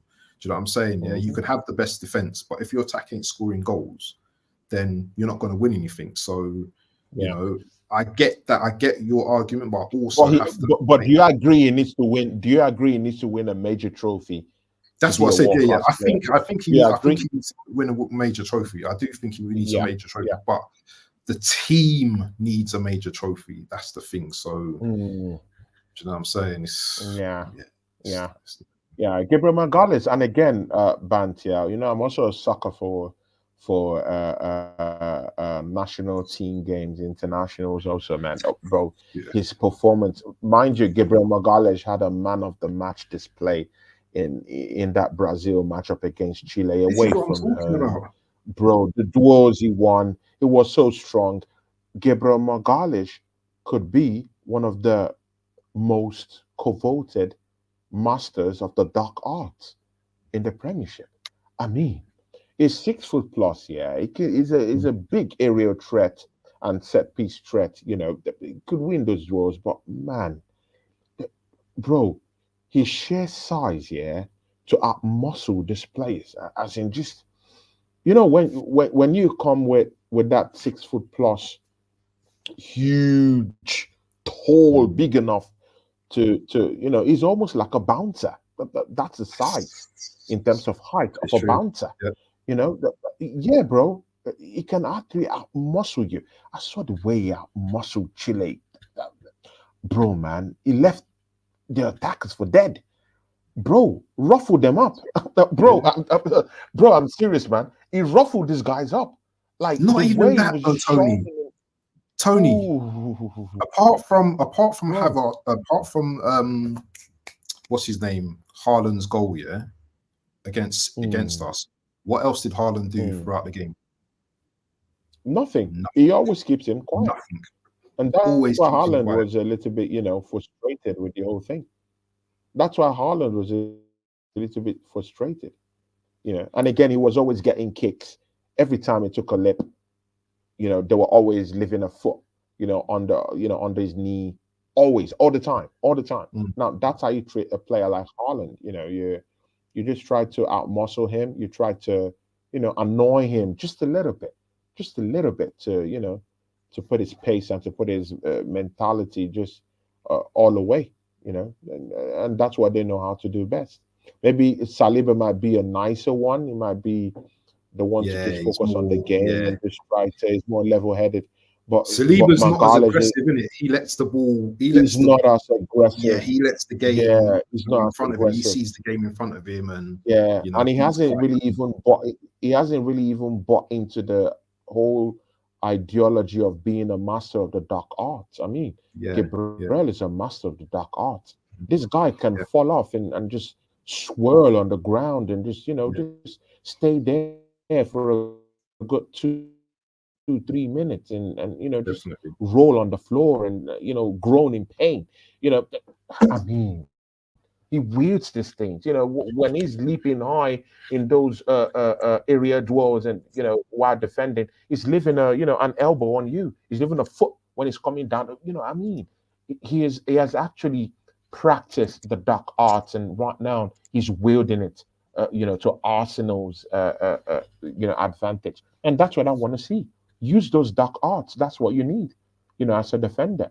And to be very sincere with you, yeah, if we lose Saliba come next summer, I don't think the blow will be, you That's know, bad. too much, as bad as it would be if we did not have Gabriel. See, look at that. There you go. Mm. So listen, people. So Michael, yeah, your question: who's the striker we'd like to get? And maybe we do it for both me and Tony. So Mm. it's no secret in it. Gyökeres is someone that I admire. Whether he can translate that to the Premier League is another question, but I think he gives us something different in terms of what Havertz currently gives us. I could say a Sesko, but Sesko is more like a baby Havertz. So I'll probably go for like a Gyökeres. What about you, Tony? Oh my God, a baby Havertz, bro. Why does this guy has to be mentioned in every I'm demeaning just statement? well, that's a compliment. That's a I compliment. mean, You get baby a Drogba, baby, Jackson, baby baby Havertz, Havertz, isn't it? bro. Why? Why does Because it they're need to both be? tall and I'm you know. just playing. I'm just fucking with you, my brother, man. No, Don't sweat it, man. I'm just getting under your skin. Bro, I'm um, the only one that knows how to, listen, do this listen. thing. It seems like you've forgotten, man. It's been so Nah, I ain't long we've forgotten done a nothing, bro. show I that haven't you've got nothing. actually I ain't got forgotten nothing. who I does don't these forget things to nothing, you. man. Nah, man. I Anyway, mean, I who's watch your some who's of your your player shows, before we man. wrap up? Who's your No, player? no, Who's your player? see here, Waffle TV.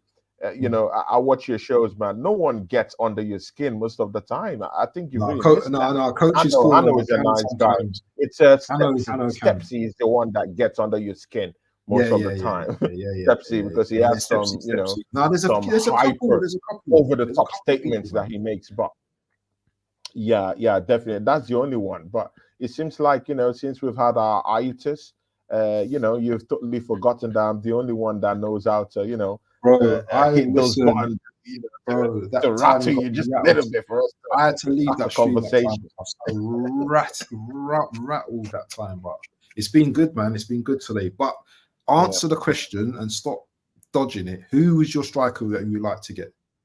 Victor Gyökeres. I mean, come on, bruv. Victor Gyökeres is the answer. I mean, look at what that guy's doing in Europe. Look at what that guy's doing in Europe. He's absolutely blitzing, the Portuguese league. I'm not saying the Portuguese league is the bar. No, it's not the bar. But look at Mm. what he's doing. His hold up play. I mean, other players feed off him.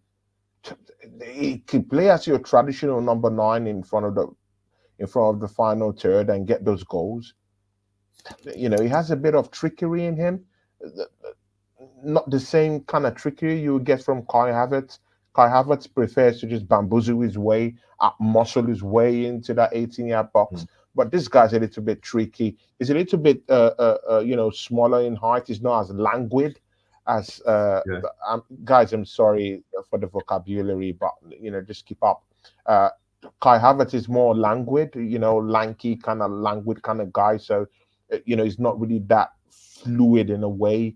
But of course, Gyökeres is a more fluid kind of guy. His shot is not 6 foot She's plus. quick. What does Yeah. that mean? It means that he could rattle his way and just bamboozle his way into the 18-yard box in such a tricky manner. His shot is small.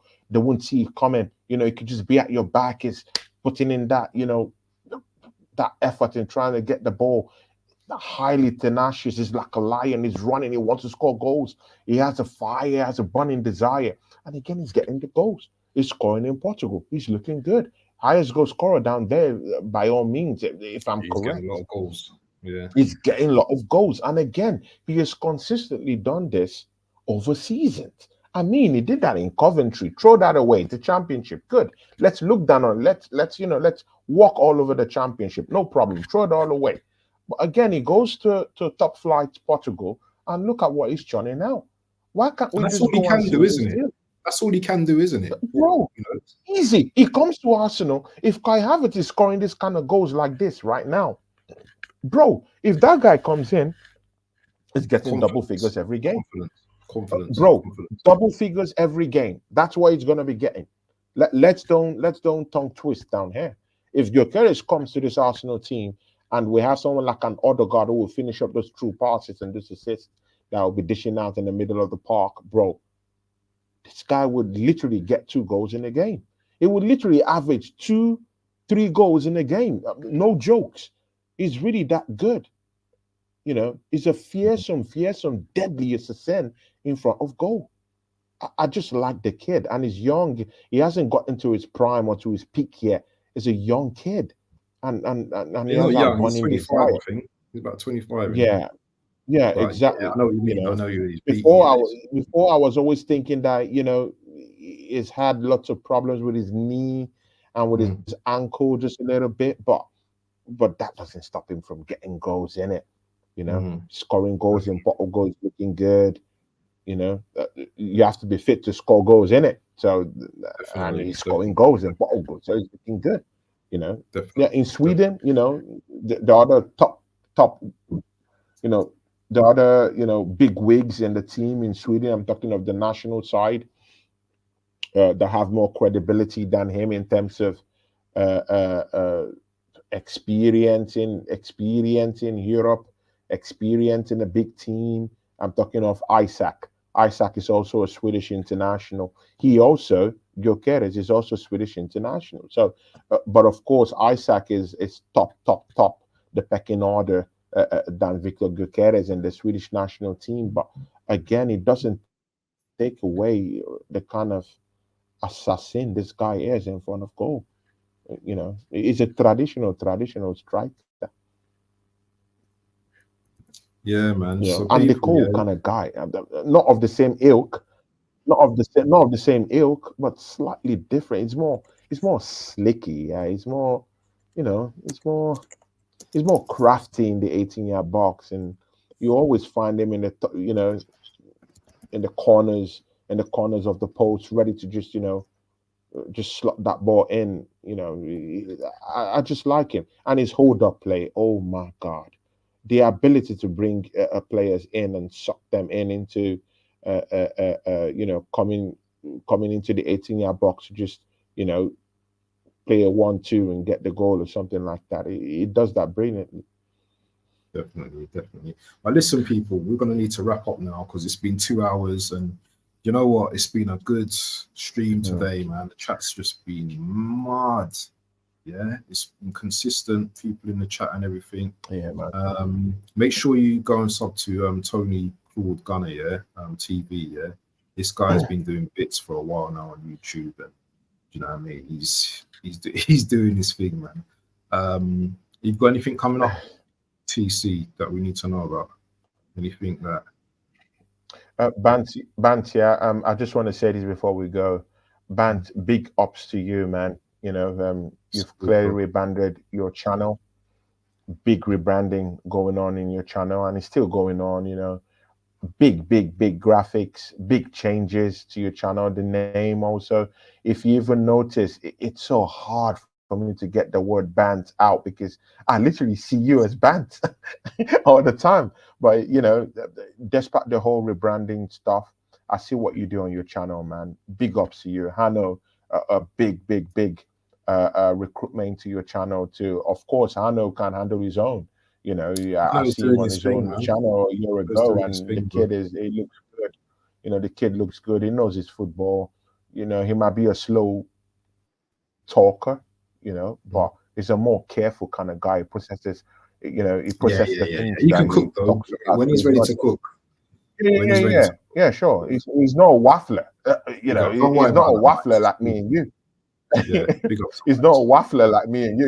Me and you will waffle. We could waffle about. Me and him. you can waffle all through, 2 hours, no problems. That's our style. Mm, But Hannah is a more laid back kind of guy, and I see what he brings to your channel. He brings that energy into it. mm, Bantman, big up to you. And of course, there's always something that you've never known. Bant, you inspire me big time. Oh, The get way you out of handle it, man. things. No, I'm serious. The way you handle things, the way you know, you might, the way you hold up your own on streams, man. You're a big, big, big inspiration to me, and thanks for all those shows we did together. They were Shows very, very, last very couple of years. huge inspiration for me, man. Yeah, yeah, yeah. You did a lot for my channel too.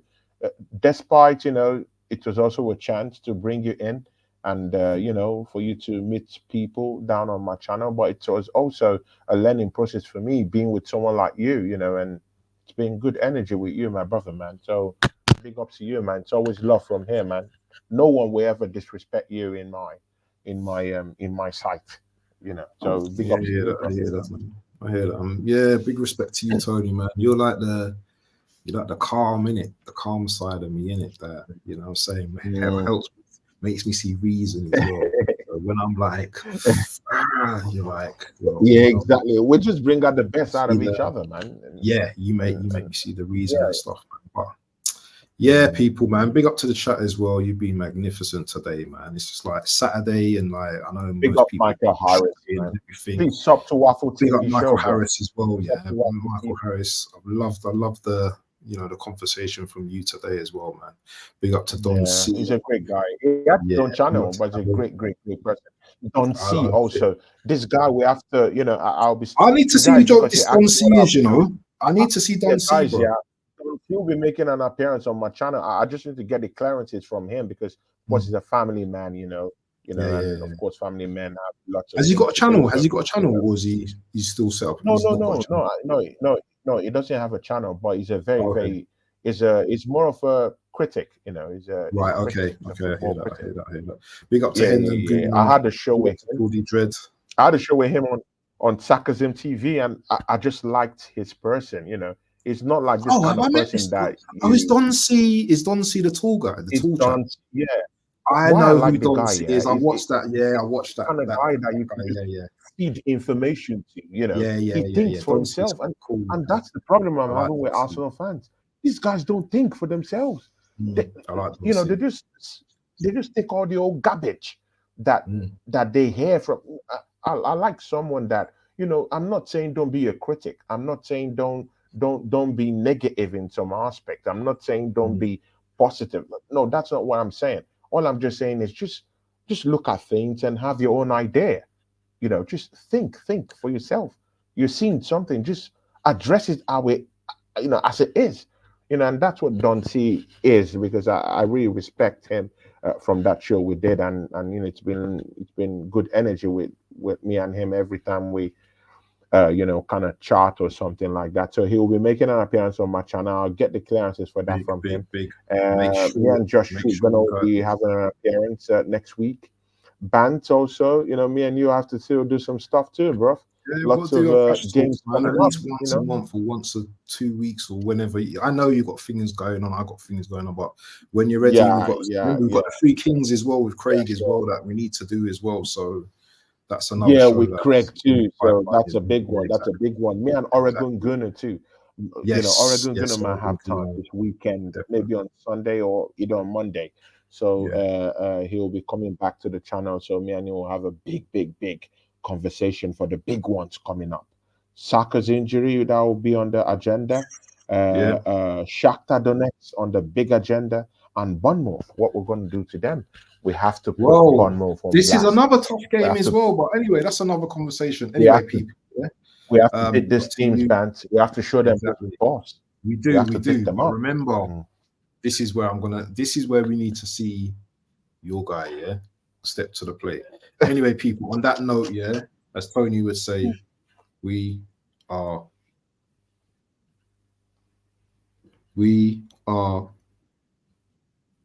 Is this guy gonna say out or what? Out. We Hey, are. hey, wait. No. Wait, Abs. Wait. The Southern Gunner just came to the show. That's our brother. You're We need to joking, give him man. a shout out. Oh, Bro, the Southern this Gunner, guy, man. Oh, man. that Oh, guy. man. That guy. Listen, listen. The You go Southern first. You Gunner. go first. You go Oh first. my days, bro. Southern Gunner, yeah. See ya, guys, yeah. If you've not subscribed to that channel, go and subscribe to the Southern Gunner. See, Bant, yeah, apart from you and Oregon Gunner, you see this Southern Gunner? Listen, He's one of the brothers that I really trust in this game, man. yes, 100%, man. You see this guy, yeah. This guy. Absolutely. I wish I could do more shows with subscribe. Southern, to be honest. I wish I can do more Great shows. guy. Definitely. I wish I'm in the States. I'll just buy a house next to him, and you know, we'll be family friends, and then you know we'll break bread together and talk about Arsenal. I really love this brother. It's my, 100%. you know, yeah, he has always been there for me. Whenever I'm down, he's always there. Southern Big is up a to you, real- Southern Gunner, man. So yeah, Southern, make sure you catch the Havertz section, yeah, because that's where it goes off. You're gonna love that section. So big up to the Southern Gooner. Make sure you go and subscribe to the Southern Gooner as well. Big up, Southern Gunner, man. Big ups. We're gonna do it again. love. We're gonna do it again. Ready? We are Out. Peace.